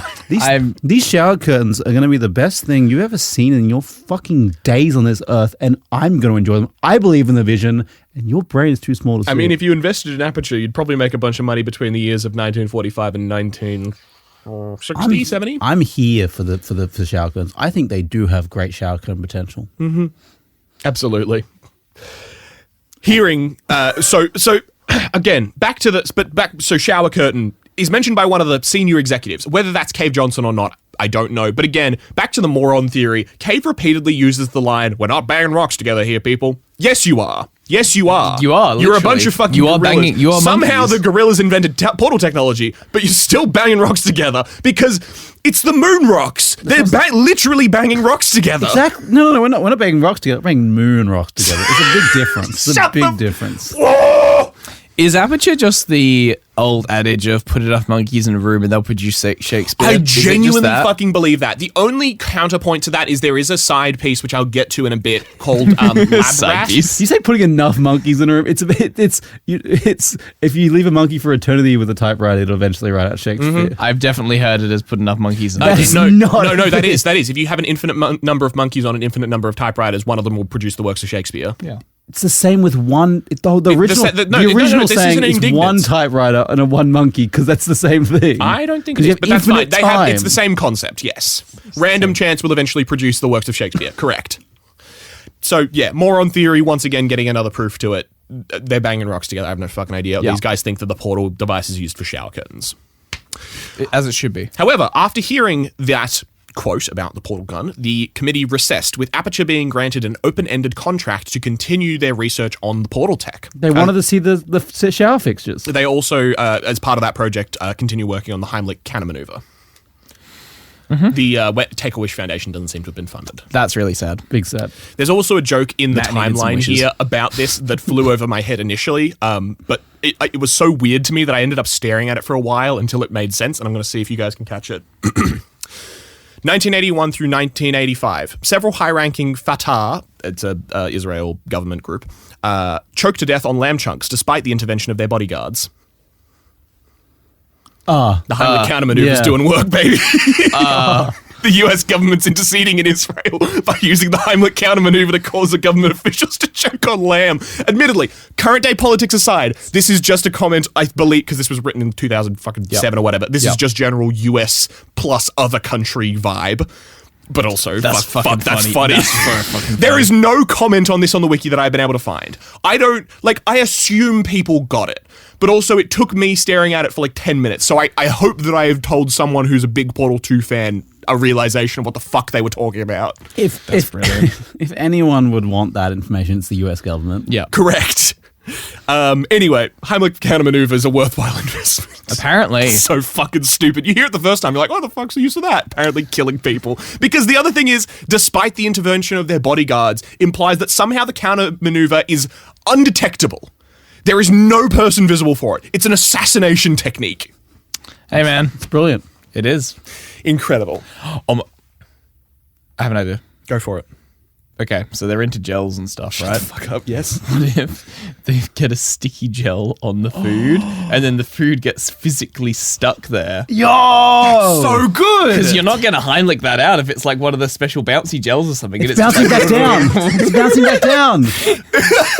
Oh my god! It's like an infinite portal. A portal here, a portal there, and it's stuck. If anyone can do it, Aperture can do it. We have the science. We have the science. We have it. We have the technology. We can do it. We can cause a man to choke to death on lamb. Yeah, man. Fuck. Fucking incredible. Anyway, come to 1982 and Cave has not gotten any better. Instead, he tells his engineers to begin a new project, developing artificial intelligence, specifically for the purpose of uploading him to the cloud. Of course. Fun fact, this was actually one of the original plot lines for the games, where GLaDOS, who we'll get to in a minute, was actually not going to be the main antagonist, and instead we would find the insane version of Cave Johnson trapped in a robot as our new adversary. which cool inspiration for that part of the game. I will say that version of the game apparently didn't have portals in it, so that was never going to work What was out. the game? Wild. No, legitimately, there's What was a it quote. called? There's a quote from the development, the book called "The Final Hours of Portal 2," where there's apparently a meeting they were in where Gabe Newell's sitting at the table. He goes, "We're making a Portal game without portals in it," and then slams his head into the table. Which fucking mood, Gabe. Absolutely incredible. Love Gabe. Funny as. Incredible bullshit. Anyway. So that was the original concept of that game, was no portals. Gabe Newell fucking hated Wild. it. Cave clearly states his goal with the AI, though. If we can store music on a compact disc, why can't we store a man's intelligence and personality on one? Damn He fucking declares straight. that if he is to die before the tech is finished, that Carolyn shall instead become the owner and leader of Aperture, and that she should be uploaded instead. In fact, he basically demands that she be uploaded even if she doesn't want to. His reasoning being she's too modest, but the way that it sounds like there's a side story there that could be a full-on horror, body horror bullshit, we're cramming you Yep. into a machine type thing. However, Carolyn is also Cave's wife, so it's likely that she's relatively similar age to him, so hopefully, crossing fingers, she's also poisoned and 60. I say hopefully because that would make the upload a bit make it more sound reasonable. less fucked, Whereas yeah. if she's just like a 50-year-old, 40-year-old woman who's just in perfect health. Nonetheless, Cave died after some time, likely in that year or the few following, and never made it into the computer system, leaving Aperture to Carolyn. He didn't make it into the computer system, however, Carolyn did. Moving forward now to the 90s. During this time, scientists at Aperture are still hard at work doing science. Yeah. They invented a few things. Can you say it right? Doing science. Science. Science? Big quotation marks around that. No. Okay, listen to this, though. Listen to some of their inventions. They invented a few things, such as the aerial faith plate, which is a plate that launches you into the air. It's like a little... You mean a spring? Yeah, a bounce pad. Okay. Also, I need to know who was there's like that one guy who actually was really smart who made the portal gun. There's like one or two guys that actually were good scientists in this place. So this is one of the, I don't know if I fully went on this tangent or whether I got cut off or something, but Labrat, the side story, has a couple scenes in it where you see the scientists working and they are talking they're talking about insane shit, but they are talking in scientific terms. They know what they're doing. The people who work there are smart people. It's just that their boss is a maniac and anyone who replaces him is a maniac, and also I don't know how they get their ideas for what to do or where they get their resources from. It doesn't make a lot of sense. Some of them have to be insane. I think the ideas come from above. Not God, I'm meaning the top Cave. of the... Cave. Yeah, gotta love... this is a direct attack as well. Business major. Direct attack on... my mate. I'm not going to say it. Yeah, God hope he watches this episode. Anyway, the aerial faith plate, bouncy. The thermal discouragement beam, which is a hot laser. Fuck yeah. And the excursion funnel, which is a tractor beam. Okay, that's which is- actually cool. Which is cool, apart from the fact that it is apparently made of liquid asbestos. That's not cool. What the fuck? No, that's sick, man. Every single, that's used... No, actually, never mind. Okay, use it on objects. Don't use it on I people. will also say they have a really weird thing. The repulsion gel is apparently a version of a fiberglass insulation, and the excursion funnel, the tractor beam, is made out of liquid asbestos. So I think these guys are just pulling shit out of the walls and shoving it into beakers and just seeing what happens. Yeah, literally. I mean, they're running out of money. It's already bankrupt. So they literally have to tear down the walls. In the background, however, they are also working on an AI bot to put Carolyn in, eventually settling on a name for it: the Genetic Lifeform and Disk Operating System, or GLADOS. GLaDOS. Yeah. We know GLaDOS. For those who don't know, of course, GLaDOS is the big bad in the first game and half the second game. Yes. However, unfortunately, there is an issue with her in her current iteration, which is that, as with all good AI, as with all well-performing AIs, within 1/10 of a picosecond, she becomes evil and wants to kill everyone. So they keep turning her off to try and figure that issue out. Sam. Yeah, they did really good with ChatGPT to make it not kill us all yet. Yeah, I mean, that seemed like more of an issue than it ended up being. They're kind of dumb right now, but also they're not sentient. These AIs are sentient. I was going to say, we don't have real AI yet. Yeah. I will say, there's other bits that I'll get into later, but the AI they end up developing is like, again, one of those devices that if they sold, they could make infinite money off it. Yeah. Because they are truly sentient. They can contain a person's personality within them, although not necessarily make the entire program out of it. They can develop their own language, which that's not cited from any of the wiki pages, but people who are into Portal lore, I'm citing that because Peabody and the other guy, Something Ball, the two co-op campaign characters, talk to each other in like little garbled beeps and bops, but they actively like are looking at each other and reacting to each other. So it's very clearly a language that they are using. Yeah, that's wild. So they have created that language, which is crazy. Again, you say they can make a lot of money, and they could. I don't think they should. No, because this is them struggling. This is them bankrupt, and they're still pulling this shit out of their butts. You have born a new race. I think it was Isaac Asimov. I think someone in robotics who said, "What is it? It might just be." I'm paraphrasing here. It might just be humans' role to be the sex organs of the machine world. Nice. That's great. Good line. God damn, real true though. You could be a sex organ guy. Could be a sex organ. Yeah. I am a sex organ. Finally, a purpose. Shut the fuck. Oh my god. Okay, back to the AI side tangent before I lose this train of thought. Yeah. We also see in the second game the nanobots that are mentioned during the testing of the thing where they're going to get the mantis DNA into people and take it out eventually become part of the manufacturing of the facility. They are actually involved in like rebuilding things and building things. So again, nanobot technology like is one of the next frontiers that scientists hypothesize our humanity would advance with, because it mean insane medicine. It would mean construction becomes an issue. Watch Big Hero 6. That explains. And they just fucking have it. They just have it. They haven't told The other thing anyone. as well. They didn't bring that to the Senate. They brought the Heimlich fucking maneuver instead. Heimlich countermaneuver. Sorry, they brought that to the fucking instead of bringing the nanobots. Exactly. wild. The other thing as well is that so with the nanobots, the AI ends up being integrated into them, meaning that every tiny little micro spec machine that is part of this facility is hypothetically sentient. Is each one individually sentient, or are they collectively sentient? They seem to be individually sentient because the character companion in Portal 2 has an argument with one of them who then fires him. And it's one guy called, I think it's Frank. Kind of based. It's kind of based. It's kind of funny. To be fair, I would fire him too. He's a piece of shit. Nonetheless, we'll get to that in a minute. 2000s. We are finally on to the 2000s.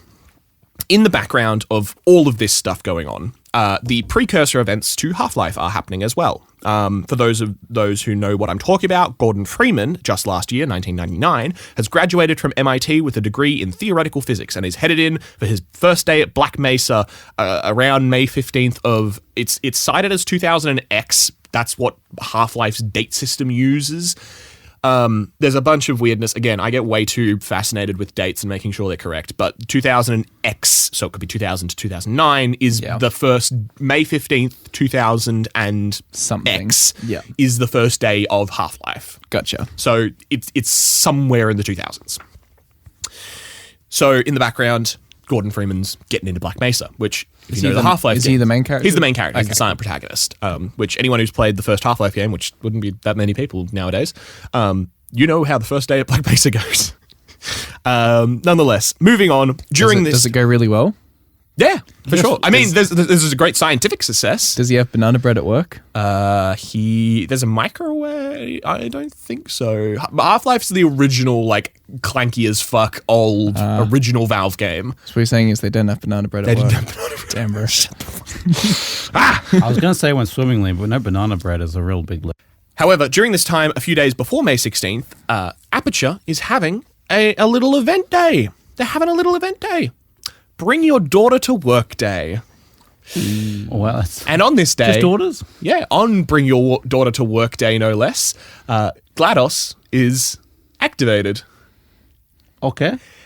And she immediately gains sentience, obviously, before flooding the building with a deadly neurotoxin. Do they have to add the child murder? I will say, there's no explicit child murder. So all these daughters are adults' daughters. technically, again, this is a thing, we will see one of the daughters. Oh no. During this time, GLaDOS is turned on. We actually see some stuff in a companion comic, which I'm going to get to because it happens between Portal 1 and Portal 2. In between there, we see some flashbacks to this event. During the initial testing and development of GLaDOS, GLaDOS was asking about the cat experiment in a box. Schrodinger's cat. And wanted a box and some cats and a bit of neurotoxin so that she could test that experiment. To which the scientist said, if it's for science, I guess you can have some neurotoxin. They work up a machine, and she said, I'd like to test. And they went, oh boy. oh boy. Test. And they were... Again, banging rocks together. They're fucking gorillas. Robot wants to test with us. Let's do it. I will say, I'll get to it later, but there is a reason she loves testing. However, during this sentience and because she learned from these fucking guys, it's the best thing to fucking do. Exactly. However, immediately after that sentience and just after she releases the neurotoxins, it seems like the lab boys do manage to bring her slightly under control by attaching something that they've been developing to her, which are called personality cores. These are micro AIs that seem to attach onto the main AI and like modify the system that it's attached to. So it's similar to if you had a straight human intelligence, which is like what the AI sentience we're afraid of is like pure utilitarianism. Like, I need to save the planet. I'm going to kill all the humans. Yeah. All that sort of stuff. So these little micro AIs are designed to give like little twists to a thing to make them think a little bit more humanely. So one of them, of course, is a morality core, which they managed to attach to her after they attached the neurotoxin. You'd think this would already be on.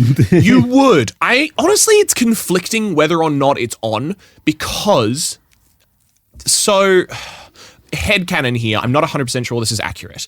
In the end of Portal 1, which I'll get to in a bit, you find a device on the floor at the beginning of the final boss battle, which is against GLaDOS, spoiler alert, and you throw it into an incinerator, and she goes, oh, that was my morality core. I've just realized, and she starts releasing neurotoxin. So my suspicion is it's attached to her, but like loosely, like wirelessly, and therefore not fully affecting her, affecting her in a delayed way, because you find it on the floor. So but also once you destroy it, she then immediately starts neurotoxining. So my suspicion is there's like a weak link there. While the core is still active, it's modifying her, but not necessarily in time to save everyone. I guess, yeah. It's kind of interesting. It's kind of similar, I guess, to when the AI bots, fake AI machine learning bots, the ChatGPT thing, they were really like racist originally.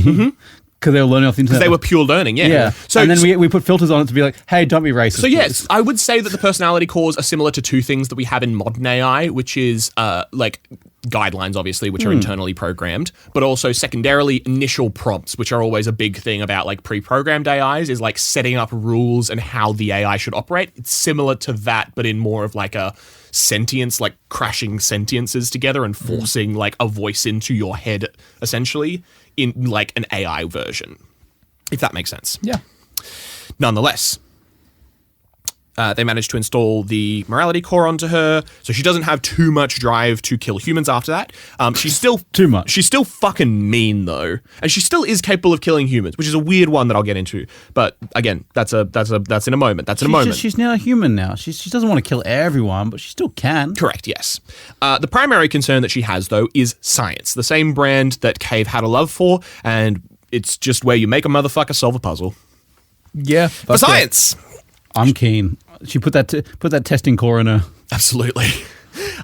So she describes it as an itch where she has to keep creating puzzles and tests and stuff. It's like they've programmed like a need to keep testing into her, to which I would ask, why the fuck didn't they just program a need to not kill people? But it's much... Maybe I'm too smart for the Aperture engineers. No. Testing versus the need to not kills. Like, come on, we need to test. What if the need to not kill interferes with the testing? It's very clear that testing was the main thing we have here. That's a good point, actually. Technically, she does... We'll get into it. The testing is way more important, and Cave Johnson, may he rest in peace. May he rest in fucking peace. He will see the gates of heaven. He's burning in hell, but we will put his fucking image on Earth. This is what we're doing. His dream will come true. Anyway, finally though, as we eclipse that event, we make it to Portal 1. Could I just ask real quick? Yo. The bring your daughter to day work and all the employees and Bring your stuff. daughter to work day, yeah? Did they all just die? The employees certainly died. We see them lying on the floor. We don't see the daughters. To be totally honest, what I think happened is Portal 1 was developed, Lab Rat was written, which is a secondary thing, and then Portal 2's story was finalized, because we see the scientist dead on the floor. The only bring your daughter to work day thing that we see is in Portal 2. I see. So my suspicion is that the order of writing was Portal 1, Lab Rat, Portal 2. I don't have any confirmation for that. It might have just been that those two, Lab Rat and Portal 2 teams, were working in parallel and just didn't get all the details across. But yes, we more get hints at the fact that it was bring your daughter to work day rather than explicit stuff in the comic where we see people being neurotoxined. It's just scientists. Okay. It's kind of funny that bring daughter to work day, but no one has a daughter, so no one brings their daughter to work. Entirely possible, except for the fact that we do know that at least one person has. So, there are some oddities in the canon about bring your daughter to work day because we begin Portal 1 as Chell.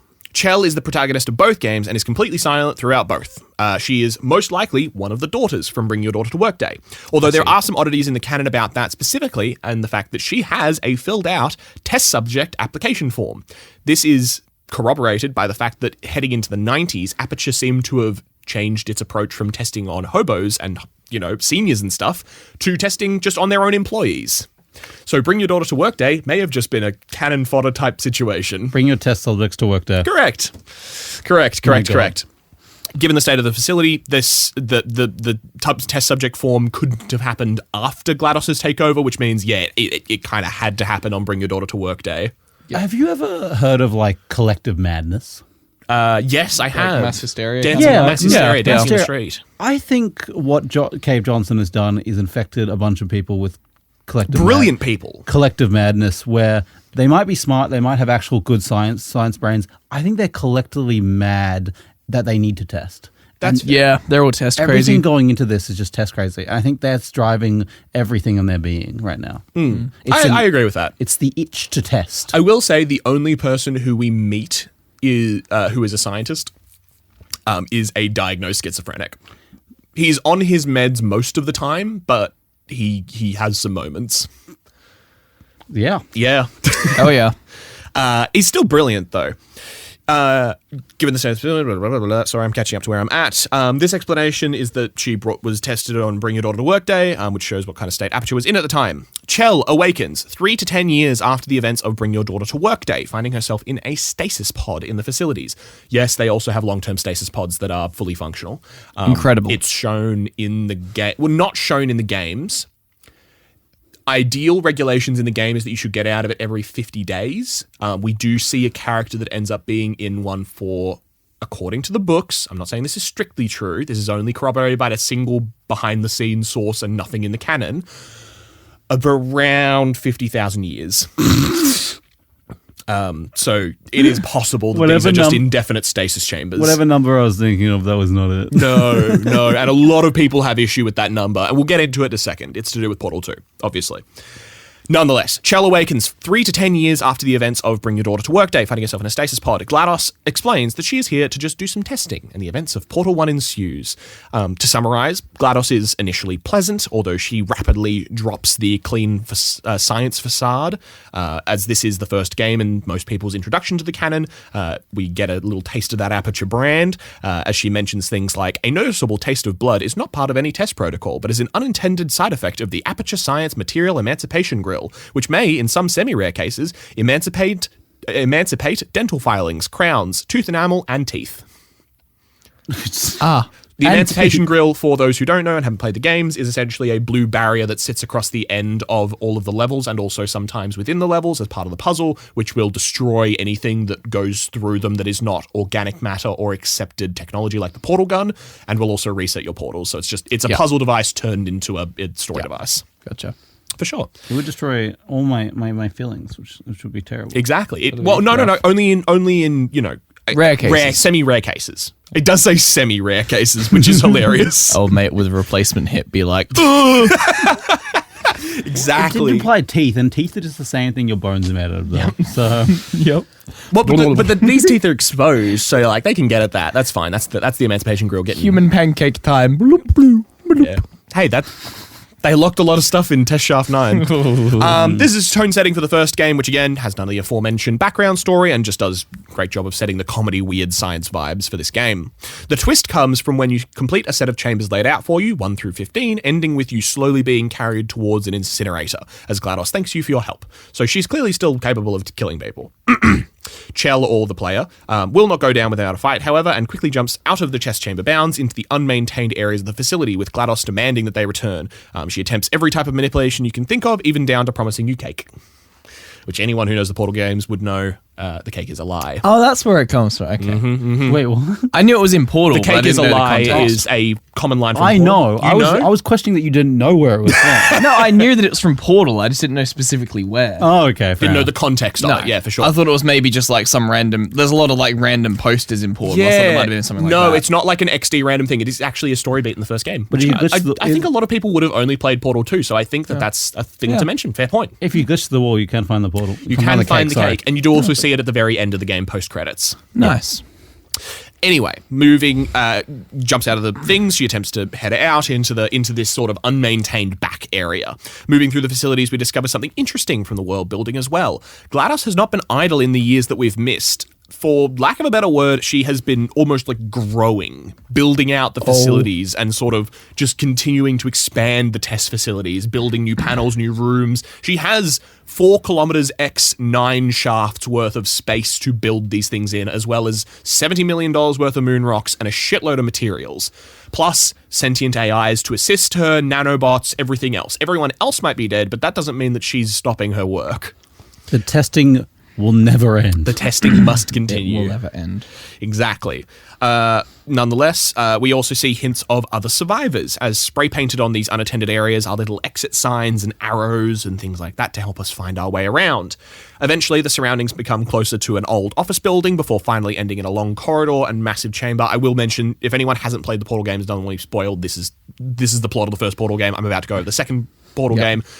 I'm going to do it in loose terms, so you'll still be able to enjoy the game. I'm not going to tell you the solutions to any of the puzzles, which is the full focus of it. But story-wise, the puzzles are the fun. There's a spoiler warning at the start of the episode. I'm just reiterating. If you want to play Portal 1 and 2 and enjoy the story for yourself, do it now.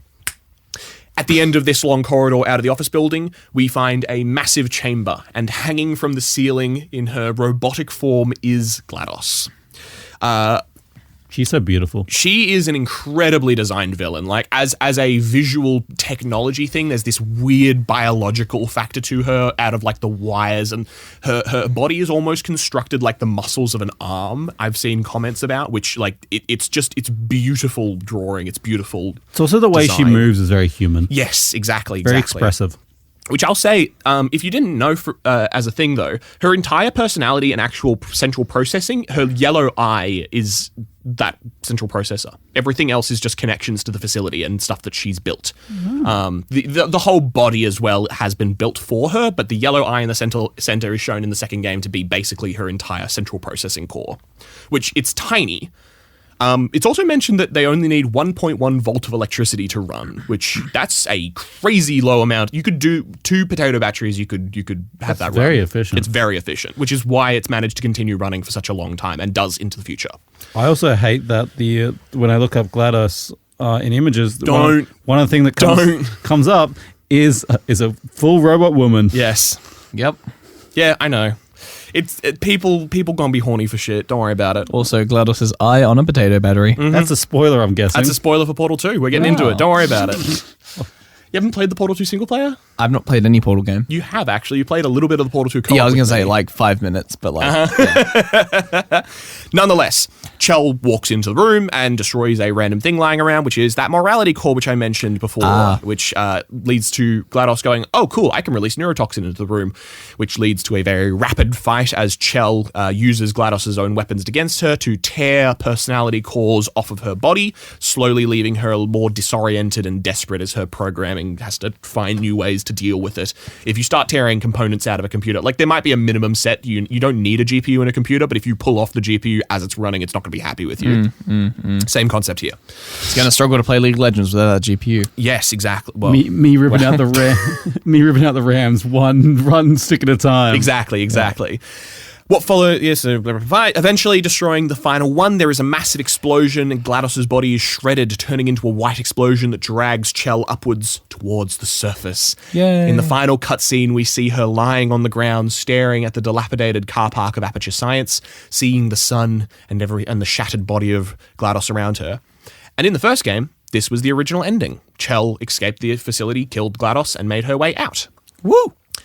However, We did it. in a edit made at the release of Portal 2, we see the cutscene end a different way, as the point of view of Chell is dragged back into the facility by an unseen person, pulling her back into the facility. We also do get a hint at the end of the first game, whether they intended it or not, that GLaDOS isn't dead because of this explosion, which is weird because it's just deliberately shown that her eye is the processor, and that's pretty fucking clearly destroyed. But nonetheless, as the ending song of Portal 1 is titled Still Alive, and is a fucking banger, by the way, if you haven't listened to it. It's so good. It's such a good song. So good.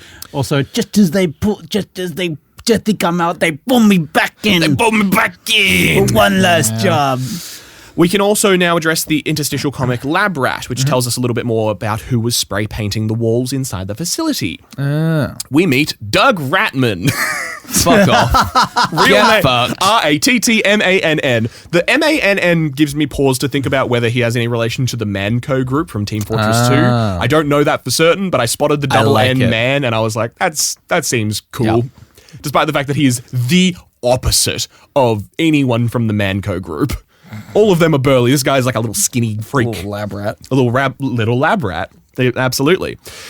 Doug has schizophrenia, which leads him to carrying around a companion cube, which is a stylized, weighted cube used around the facility, which he believes is talking to him, helping him avoid GLaDOS and other dangers of the facility. He's also long since run out of medication since the facility's collapsed, leaving him scattered and confused most of the time. He has a single bottle with 2 pills left in it, labeled for the end times. My God. He also appears, as he moves through the facility, to be observing Chell. We know that he knows that she is the one who is going to be able to defeat GLaDOS, or at least believes so, and we know that he believes that because he is actually the one who caused their paths to cross. On the day of the neurotoxin poisoning, or sometime just after that, Doug changed the order of the test subject order file. As he hid away from GLaDOS's prying eyes, he found a little computer, and yelling victoriously, yes, this is the one, moves Chell to the top of the list. His reasoning was very simple. In Chell's, what's the word? Aptitude testing for testing. She got love this company. She got a score on the. She scored off the boards in terms of her tenacity, with a note on her file reading, "She never gives up." Now, whether that's a note towards the character, cool as fuck, whether that's a note towards the idea of video games and the fact that you're just going to go through the same chamber over and over again until you win, also cool as fuck. Generally just a cool story note there. Yeah.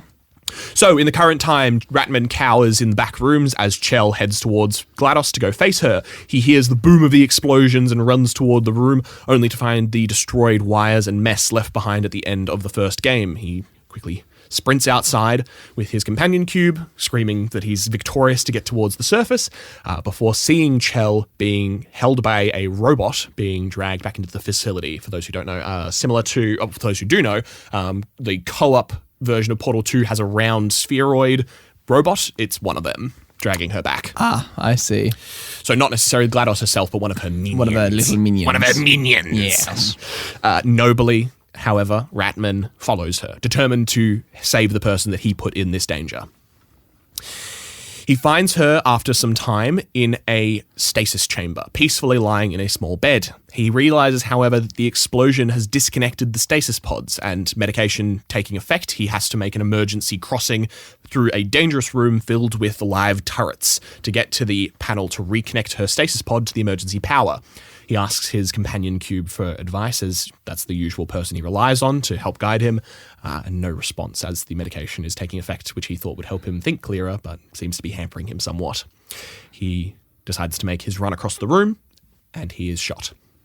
Dragging himself, he slowly makes his way towards the console, only realizing now that if he does this, she will not have a wake-up date programmed, and with no one coming for her, she isn't likely to wake up any time soon. He does it anyway, as her living is better than her dying. Sleep well, he says, as he, tired and bleeding profusely, climbs into another stasis pod, remarking, maybe it's time I slept too. And the comic ends there. Aww. Poor Doug Ratman. Poor Doug. You laughed at the name Doug Ratman, but the guy's a fucking hero. Yeah. He did actively put other people in danger To kill the super AI that would kill every person on the planet if it had the ability to. Not all heroes wear capes. True. Yeah, some wear lab coats. Correct. Also, he was... That's such a good fucking line. We need that on something. Not all heroes wear capes, some wear lab coats. That's great. Continue, Matt, sorry. No, it's all good. But yes, so that's the end of the Ratman comic, the Lab Rat comic, the Ratman comic. The Ratman. The Ratman. Ratman. Doug Ratman. Amen to Doug rest in peace, Doug Ratman. Yep. If he died, we don't actually know that. Oh. It just ends with him in a stasis pod, but also the stasis pod that he powered up for Chell was explicitly powered. The one he's in wasn't. And he's also bleeding, so... Oh, he's dead. He's for sure dead. Very quickly, before we move on, we also get a hint. I've already talked about Still Alive, sorry. This is just where I put that. Although I'll mention specifically, she said, basically the song in essence says, good game, well played, I'm happy with the tests, before mocking Chell that even when you're dead, I'll still be alive. Oh.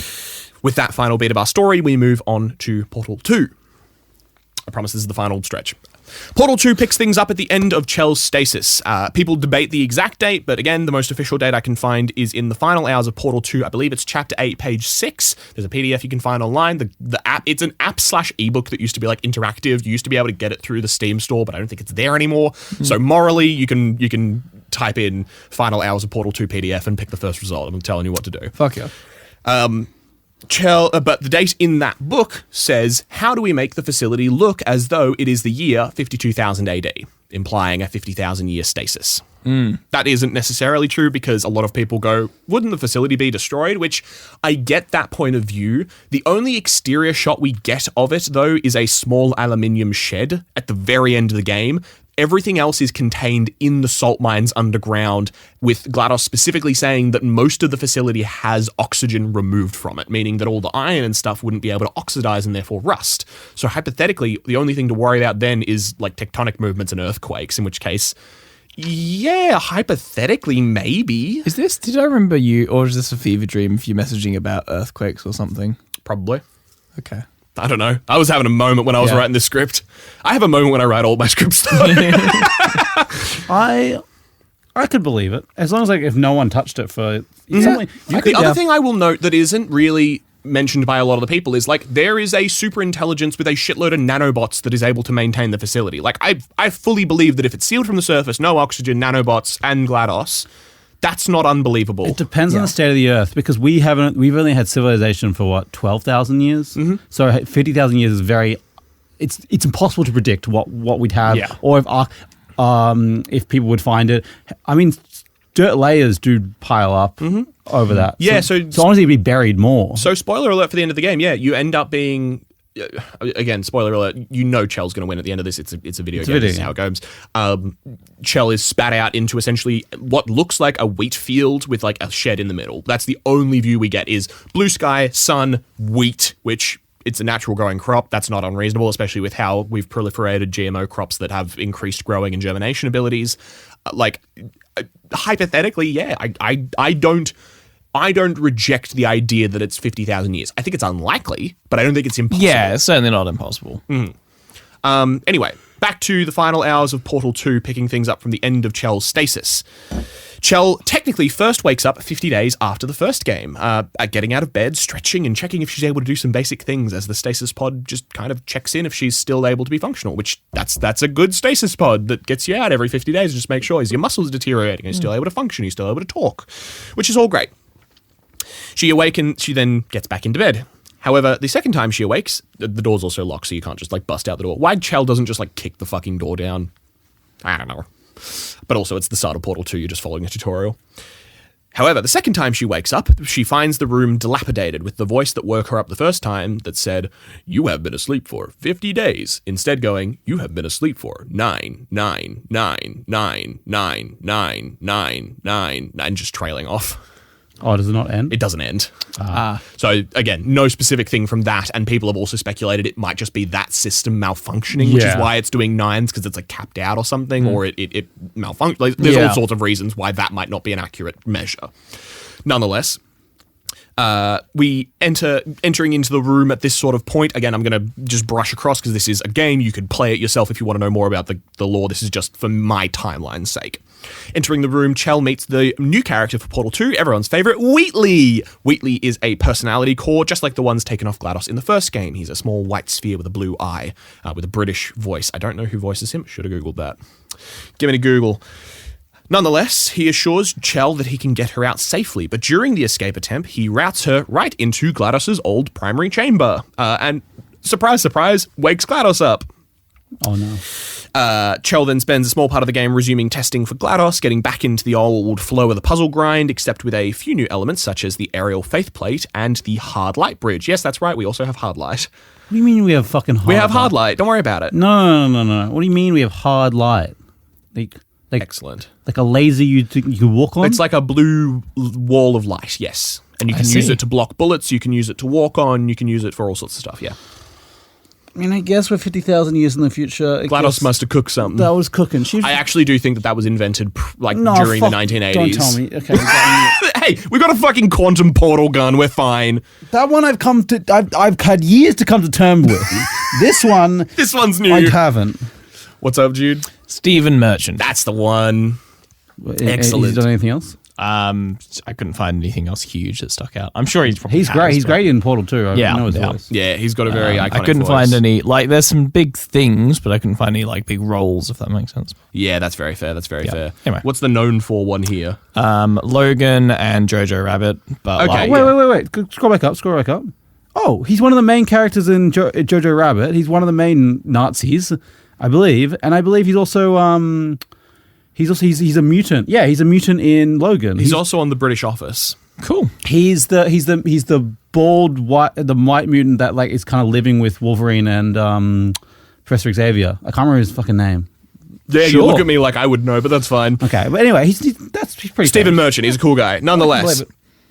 A thing to note here is that while during the initial part of the game, leaving the stasis chamber, we also see that the facility has expanded even further with new things. The old game had sort of these weird back rooms and lots of pipes and stuff, but because of the constrictions of the Portal 1 engine that they were working with at the time, which I don't know what exactly it was, the newer engine that they have updated at the time allows for much more grand scenes, and we end up with these massive expansive things of these flowing mechanical arm walls, and these it is the original game plus insane amounts. It's crazy how much GLaDOS has been building.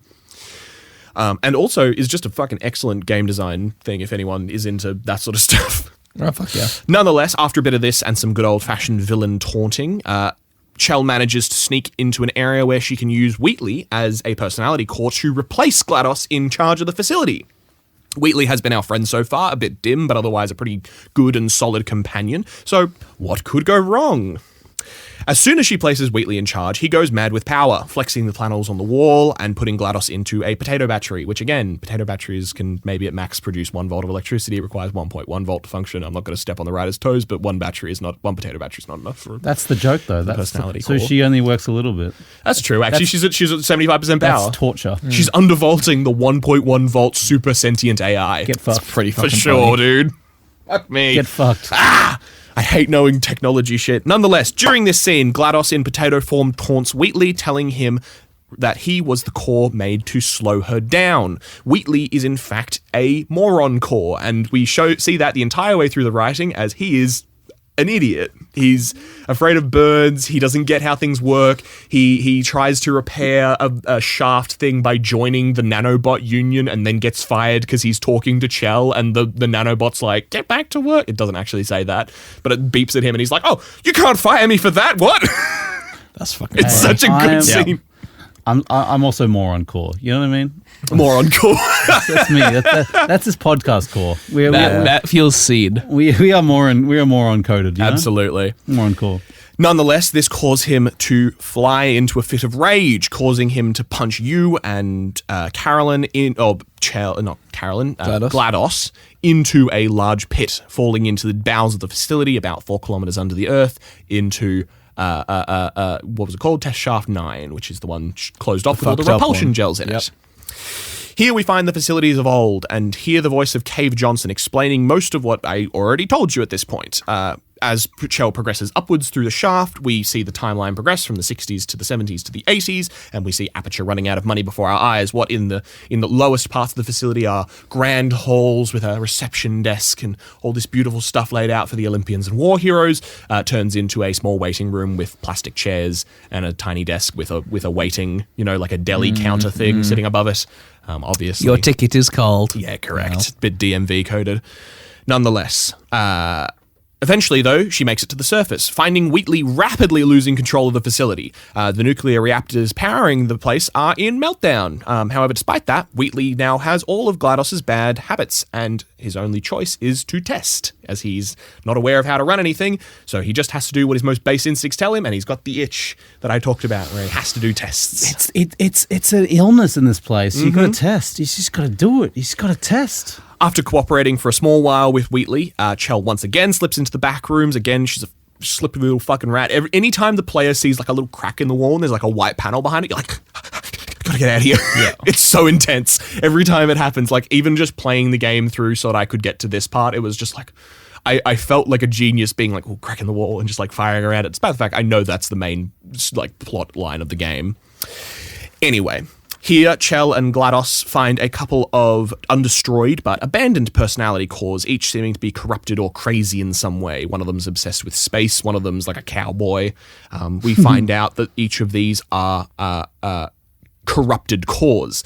GLaDOS explains that attaching them to Wheatley will cause him to register as corrupted, leading to Chell being able to swap GLaDOS back in, after which she'll let him go. She'll let Chell go. Oh, yeah, for sure. For sure. I like the idea.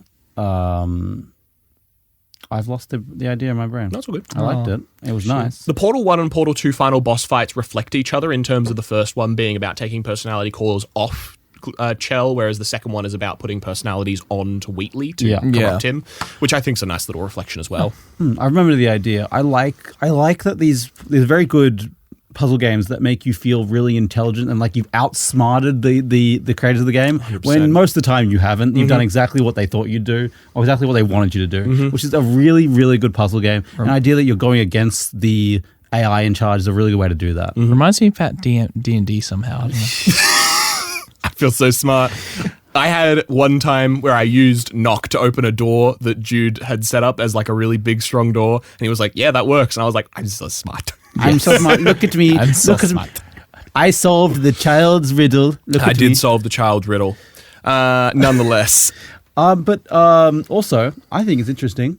The moron core and Wheatley as this like whole thing. And I might be reading too much into this. This might be like completely off it. He reminds me of Cave Johnson in a little way. What if like Wheatley was like a prototype but they created before he died? I will say the voices are all synthetic, so there's no because Wheatley is, I will say, voiced by Stephen Merchant, very British man compared to Cave Johnson, very American. That's also very true. Small counterpoint. However, we also see that the voices are like strictly synthetic. The same voice actor is used for GLaDOS and for Carolyn, but they aren't the same voice. Like, it is very much a synthetic voice. So it is hypothetically possible that Cave Johnson is Wheatley. I wouldn't deny that. I don't know. I'm just adding my own little theory on top of this. Your own little theory. I will say they did explicitly add the core to GLaDOS to stop her from being as intelligent, with the idea being that if she's not a super intelligence who can't figure out everything because she's got a little bit of dumbass in her, which that's great. That's cool. If I was coding that, no. Nonetheless, this leads to the final fight as we confront Wheatley and put the plan into action, snapping the malfunctioning cores onto him, but before they can complete their job, Wheatley reveals that he has booby-trapped the button to swap GLaDOS and Wheatley. Lying on the floor as Wheatley has exploded us a little bit, so you're getting the final cutscene part of the game. We see Wheatley taunting us about to kill us on the massive GLaDOS robot arm. And again, massive spoilers, massive spoilers. The chamber shakes as the reactors are going critical. And finally, through a hole in the ceiling, we see it, glowing above us, the moon, as Chell places one portal underneath Wheatley, and another on that great conductor of portal surfaces, the moon, and sucks Wheatley straight out into space. Check the logic. Everything that I have set up until this point makes that cogent. Yeah, it does. No limit on portal distances. Moon rocks are a great conductor. There's a couple things that it breaks. There's a couple things. You want to tell me? Yeah. One, the portals aren't instant. When you shoot, it travels and hits the wall. Oh yeah, there's a little blink thing. There's a couple seconds. A couple seconds? You know how fucking far the moon is? Not that far. Oh, sorry, it's not that far. It would take, like, days. I don't think it would take days. It moves pretty quick. Do you know how fast rockets move? Pretty fast. Yeah, They're pretty like, fucking fast. Hey man, it's relative. Like, one's pretty fast. It's like a million and a billion. They're pretty similar. They're both big. Yeah. It makes perfect sense, Guy. They'd be waiting fucking days for that shit, okay? I don't know. It is an extremely epic moment in the game. Okay. Don't fucking step on my childhood memories, okay? Also- Don't fucking step to Also, me. you know what I'm stepping on? GLaDOS and what's her name? Chell. Fucking idiots. They lost to a moron core. Get fucked. In control of an entire facility full of... Oh yeah. It's a moron core. Okay, get better. I mean, Shell's a child. No, she's not. Chell isn't a child. She's a fully grown adult by this point. She's like 20. Oh. She does. That's- She that's should why be. the- I do agree with you because there is a point there to be made about the idea she was in a stasis chamber between Bring Your Daughter to Work Day and Portal 1. So I don't know how she grew up in that period. Bring your adult daughter to work there. I mean, maybe. She's like young 20. She'd be 19 okay. to like young 20s. Yeah, no, the player model's a bit fucking goofy.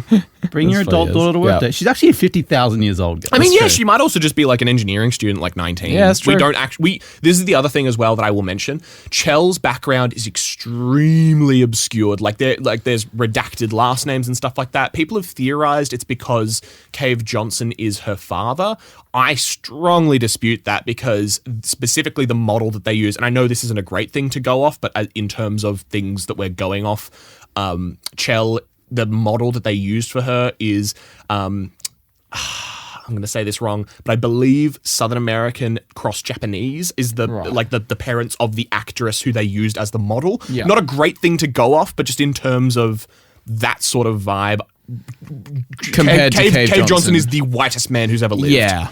I mean, looking Beyond at that, the even, art of like- her character does have that like slight half Asian descent. Yeah. American They mix. said that they had a little bit of Japanese as sort of the Yeah. inspiration there. But like I also don't think that Cave would willingly register his daughter as a Cave because that's the Cave I know and love. He definitely fucking would. he definitely would. He would. Also, The other could theory- be adoptive daughter. Yes, absolutely. True. There is also a True. theory that possibly Doug Ratman is her father. Which would explain why he has such a connection to her. Again, it wouldn't explain why he's so willing to put her in danger. He's a much more less psychotic person than Cave Johnson is. But the realistic one, which I go with, which is the most boring answer I can possibly give, but I just think she was just one of the daughter of one of the scientists at the facility who just got killed. There's unnamed. Yeah, 100%. Makes They most do sense. deliberately put a bit of a spin on this because in the patient in the testing subjects file, there's like first name, last name, first name, last name, first name, last name, and it goes Chell redacted. So there's some last name that they're redacting, but my suspicion for that is that they're redacting the last name of the scientist because if they get audited, they don't want the records to show explicitly that they're using the child daughters of their scientist to test things. Yeah, it makes sense. Is my more realistic take personally. Again, super boring. You're free to have your own things. The writers of the canon have specifically said that the canon is yours to create at the end of the day. However, Chell goes unconscious at the end of that as Wheatley is sucked out. GLaDOS retakes control of the facility and drags Chell back in before she blacks out. We finally get a final speech from GLaDOS, talking about how being Carolyn for a while in the potato as she was running on reduced power taught her something, and without the influence of the cores or the robots and any of the things that made her love science so much and just being herself, that all taught her something, that Chell is her best friend. She's her only friend. She's the only person that she really interacts with at the end of the day. It also taught her where Carolyn was in her brain, so she deleted her. So GLaDOS is now free of Carolyn. Carolyn's gone. Oh. Yeah. So Cave Johnson and Carolyn are dead. They were already. Carolyn got an extra 50,000-year lease on life in the form of a robot life. She was fine. She was gone. She was good. How much of it was influence? Like how much? Apparently, it was mostly just a personality thing. Like, because at the end of the day, her super intelligence and all that sort of stuff comes from the computer brain and the urge to test, which is a massive part of her. We certainly haven't been given the idea of Carolyn being a super genius. No, Carolyn more or less was the voice and a small amount of the personality, which there are points at which during the voiceover that we hear in the original facility where she reminds Cave, Cave, the tests. So she obviously has a little bit of that, knack for science and that sort of love to keep testing and is an administrative type, but I don't think that it necessarily complements the entire GLaDOS personality. My implication for that is that Caroline must have been really mean. True. Because GLaDOS is a mean person. GLaDOS is super fucking mean. She actually calls Chell an orphan at multiple points, which throws spanners into the works of where the fuck her parents are, because all of Ratman and Cave and the other scientists would all leave her as an orphan if she was killed, but also she reveals that she was going to show the parents. She knows who Chell's parents are, because obviously it's in the records somewhere. She's genuinely a piece of shit throughout the games. The first one or the second one? Second one. It's been 50,000 years. Of course she's a fucking orphan. Everyone's fucking dead. It's been 50,000 fucking years. Maybe she kept them in the stasis chambers. Maybe she kept the parents in the stasis chambers. Just to fuck with Chell. Just to kill them in front of her. I got them right here. Yeah, exactly. You know what the fuck?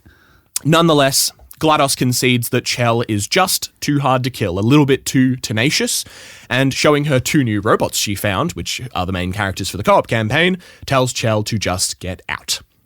And with that, Chell rises to the surface on a slow elevator as she eventually arises in front of a couple of turrets for a small jump scare before they start serenading her, singing a Italian opera song as she rises to the surface. That's incredible. Valve games are the best fucking things ever made. I'm not going to fully defend their company from everything, but also great games. Love them. Chell rises to the surface and steps out into the blazing sunlight of the abandoned world I described before.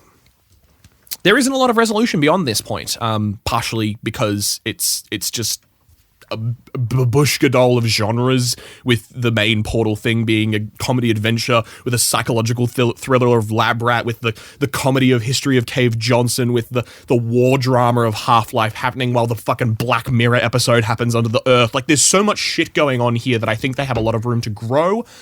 But honestly, in terms of a narrative standpoint where we stand right now, I think that people have a lot of complaints about Valve games and 3s, which I'm sure you guys are aware of the meme. Yep.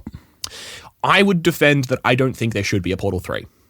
In Portal 1 shows her winning, escaping, quote unquote, before we reveal that GLaDOS is alive again and drags her back into the facility. And then in the second one, she defeats GLaDOS fair and square, and GLaDOS allows her out of the facility. So unless she's about to be fucking Truman showed, there's not a place to go from that isn't going to feel narratively super cheap. It would just have to be a completely different game in the same world almost. Correct. I swear I saw a thing where the room she got put up in isn't actually the surface. It's actually just a fake room with a fake yeah, exactly. Fake ceiling. That's what I'm saying. Fucking Truman showed. Yeah, exactly. It is possible, but it would be, again, it would feel very cheap. So fucking stupid. Yeah. Nonetheless, as for the time being, that's the core timeline of Portal. Do you guys reckon we've got time-free additional tangents and stuff? I've got a couple little moments. Yeah, why not? Yeah, drop, man. For sure. It's your episode, man. Let's go for 3.5 hours. For sure. This is still under 2 hours if you cut out all the breaks, actually. That's true. Right, as of this point. Hey, listen, I'm conscious of getting to D&D and not rushing my DM for prep tonight. What do you mean? We got so much time, buddy. Take your time. Okay, first of all, Sime Tangent. This is one of the more insane things that they do in the 70s whenever they start cost-cutting measures. Yeah. This isn't necessarily true to the core timeline. It's kind of a side mode and an explanation for a game mechanic, but also it's funny as fuck. The Perpetual Testing Initiative. I don't have a script for these parts, so apologies if I go a little bit more rambly. Perpetual Testing Initiative is a game mode to explain user-created levels. So essentially, it's the idea of you can make a level and design it, and it's built, and you can play through it. Cool concept. How do they explain it in the lore? Is that a question, or is I'm just asking if you guys have an inkling. Have you got any ideas how they might, mass manufacture a number of levels that They give players people a hallucinogenic drug and let them customize a level of the facility. Cool idea? No. I think they have an endless number of facilities, and they just assign a number to each one. You're closer. Like what's that infinite hotel paradox? They just keep adding a room. They've managed to create it. Yeah, for sure. They made that. I'll be honest, you're not far off. The concept of the Perpetual Testing Initiative is that the employees of the facility of Aperture will design a test that they want to do. They will then send that off into the multiverse, slipping it into the stack of papers on a alternative version of Aperture's desk, where that version of Aperture will then build the facility before using multidimensional technology, Aperture will steal it back. That sounds like Aperture. So Aperture Science has invented mass transportation between dimensions as a cost-saving measure. It's not a cost saving, it's a space saving measure at this point. No, it's a cost. It is explicitly said to be a cost-saving measure. Also, That's fucking brilliant. Because we don't have to spend any money on materials. We just send the design off through the multidimensional portal, and then a full test lab comes back. I expect nothing less from Aperture Science to use multiversal travel to not make a film franchise that might or might not be going on too long, but making it to do more fucking testing. That's how the multiverse should be used. Yeah, you'd say right. So that's an incredible thing. I'm going to have a couple of extra these are more like tidbit things that they side mention for other inventions. I've got a couple on here. The AI that can host human consciousness and develop its own language is one. So these are all things that if they weren't so obsessed with testing, they could have released and just earned infinite money immediately from any government, from any business, from anywhere on the world. But that wouldn't have the vision of Cave Johnson. You're so right, bro. AI that can host human consciousness and develop its own language. The Mantis DNA injection. Incredible fucking, gene technology. Nanoparticles that are capable of delivering DNA and removing tumors. It's explicitly said. If you didn't have tumors, we're going to give them to you. That's the lead chair thing. Cancer chair. Not a scientific breakthrough, but kind of fucked up. I'm sure the US government will find the US government would fucking love a cancer chair. Holy shit. You're so right, actually. They predicted Neuralink, to quote the announcement that we hear this bit in. Now, if you're part of control group Kepler-7, we implanted a tiny microchip about the size of a postcard into your skull. Think about how big a postcard is for a second. Most likely you've forgotten it's even there. But if it starts vibrating and beeping during this next test, let us know, because that means it's about to hit 500 degrees, and we're going to go ahead and get that out of you pretty fast. Brain chips, cool as fuck. Yep. Yeah, good soldiers follow orders. Possible time travel, which we mentioned during that little intersection tangent there. If they looked into that, I'm sure they could fucking get that shit down. There's nothing these guys can't test. Found out moon rocks were a great conductor of portals. Who fucking knows? Of course. They'd probably use time travel to go back in time and redo the test just to do it again. You're so fucking right, though. Yay, I testing, cannot believe how right you are. They just do it again to see if they get the same result. And they did not go, so we should go back in time and do the test, see if we get the same result. And they'd be stuck in a time loop. I'm surprised they haven't done that. I'm very as a joke. Now that you say that is completely, that's headcanon. That's cogent with the rest of that shit. Yeah. Cave Johnson isn't dead. He just went back in time. There's one of the facilities out there just completely stuck in a time loop of retesting. So that's one of the other interesting things. I don't have the page up, and I definitely should, but the Perpetual Testing Initiative actually has, I'm going to do this off the dome here because I'm not going to look up the wiki page. Yeah. It implies that there is actually Prime Cave Johnson, but as you go through the test facilities, the voice over the speaker isn't necessarily going to be Prime Cave Johnson because it's not connected to the local speaker system. It might be connected to an interdimensional speaker system. In amongst those, we have Aperture, oh god, I need to do this off the dome. Give me a sec. Aperture Rituals, where Cave Johnson says that if any of you are part of a certain test group, we need you to mate with a giant bird to prevent the end of the world. There's I'll do it. the money dimension, which Shut the fuck up. I'll do it. one of the reasons volunteer for to tribute. interdimensional travel is they're also looking for the money dimension, a dimension made purely out of US currency. Which there is also a evil Cave Johnson who tries to compete with him for that, until eventually they discover that because of the multiverse theory, if they find a single US currency dimension, there's actually going to be two of them, so they can just share. Which is very nice of Cave Johnson. That's really nice. To share an entire, let me say it again, dimension full of money. There's also a Mantis Men dimension where they apologize to anyone who needs to be involved in the Men Mantis test, where they might end up they injected Homo sapien DNA into the Mantis Men, and now there's an army of Homo sapiens they need to fight off. They're pretty bad, those guys. Yeah. Correct. Fuck me. Anyway, so crazy shit. That's the Yep. invention side of it. I'm also going to That's quickly mention some fucking insane insane. health violations. First of all, asbestos, literally everywhere. Apparently, it's to keep the rats out. But also, Cave has a line. It actually combats the moon dust, and they cancel each other out. So true. Yeah. Cave has a side note where he goes, if you're, my lab boys have just told me that the average lifespan reduction is 30 years. So if you're over the age of 40, you're laughing. You might miss a few rounds of canasta, but if I punch those numbers into my calculator, it makes a happy face. And you've advanced science by 3 decades. And it's just incredible. Oh, God. Aforementioned giving people cancer and the anti-skeleton gel. He's ableist. Bean counters said I couldn't fire a man just for being in a wheelchair. Did it anyway. Ramps are expensive. God. Real quotes. I've got a bunch of quotes here because these are all just throwaway Cave Johnson lines. Again, God. J.K. Simmons does a spectacular job as Cave Johnson in this game.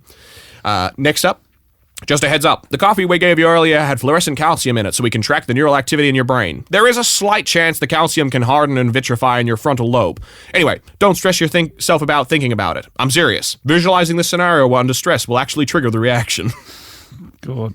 I couldn't stop thinking about the cave. Sorry, not the cave. The cave. The Cave Johnson. Plato's allegory of the cave. Yeah, that's that. But I was like, couldn't stop thinking about the ableism. You literally have portals. You don't need ramps. You don't need ramps. Yep. You're actually so right. You got portals. He's just actively being ableist for no reason. Aggressive ableism. It's fucking hilarious. And we'll give a final thing here. A final quote from Cave Johnson to finish out this episode, I think. Science isn't about why. It's about why not. Why is so much of our science dangerous? Why not marry safe science if you love it so much? In fact, why not invent a special safety door that won't hit you on the butt on the way out because you're fired? That's fucking brilliant. Cave Johnson is a legend, and I will stand by this till the day I die. That is the timeline leading through Portal 1 and Portal 2 as it currently stands. I will revisit this when I come back to the Half-Life series and its adjacent properties. Fuck yeah. Anti-Cave Johnson be like, why do we need to test this? Just put it into product. Sell it.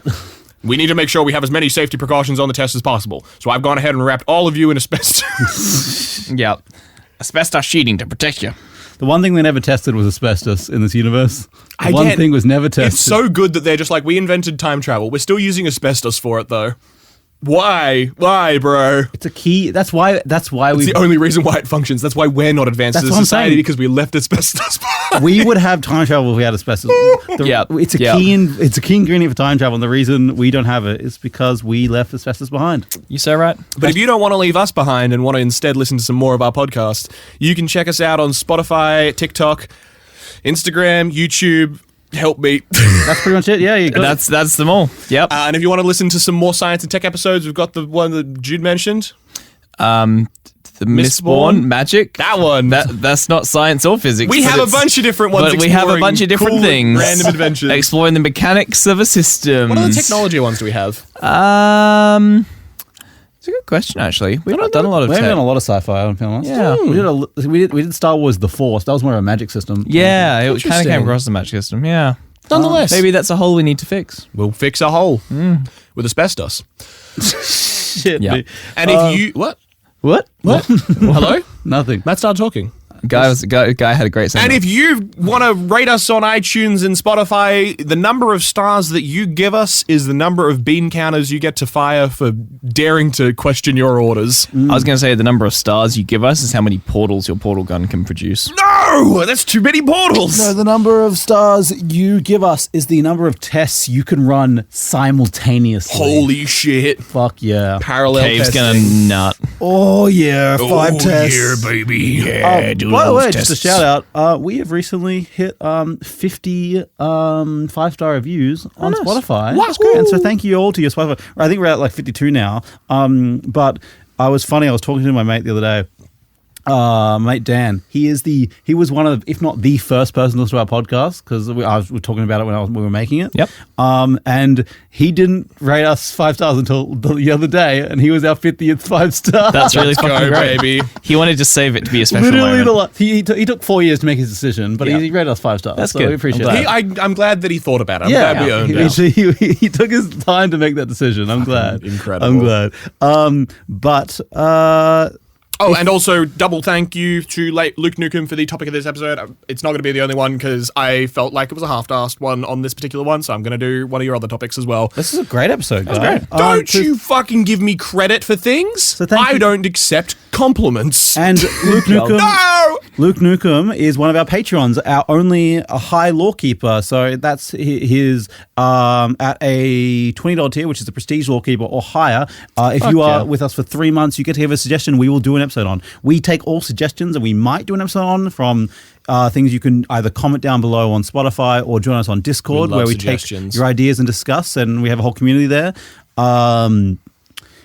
But if you want to guarantee that we will do your episode, you can go on Patreon. So, but you can also jump on Patreon at any level and join us for things like scripts and our mini-sode that we do once every 2 weeks where we talk about nerd news, bit of our law leaflet, we call it. Maybe one day we'll actually talk about law in our law leaflet. Not happening. No. Yeah, fair.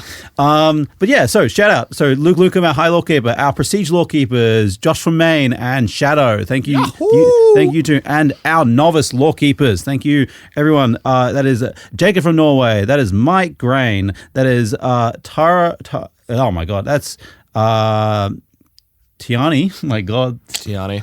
Tiani Wilson. And Uranian Games. Thank you to all of you. You are amazing.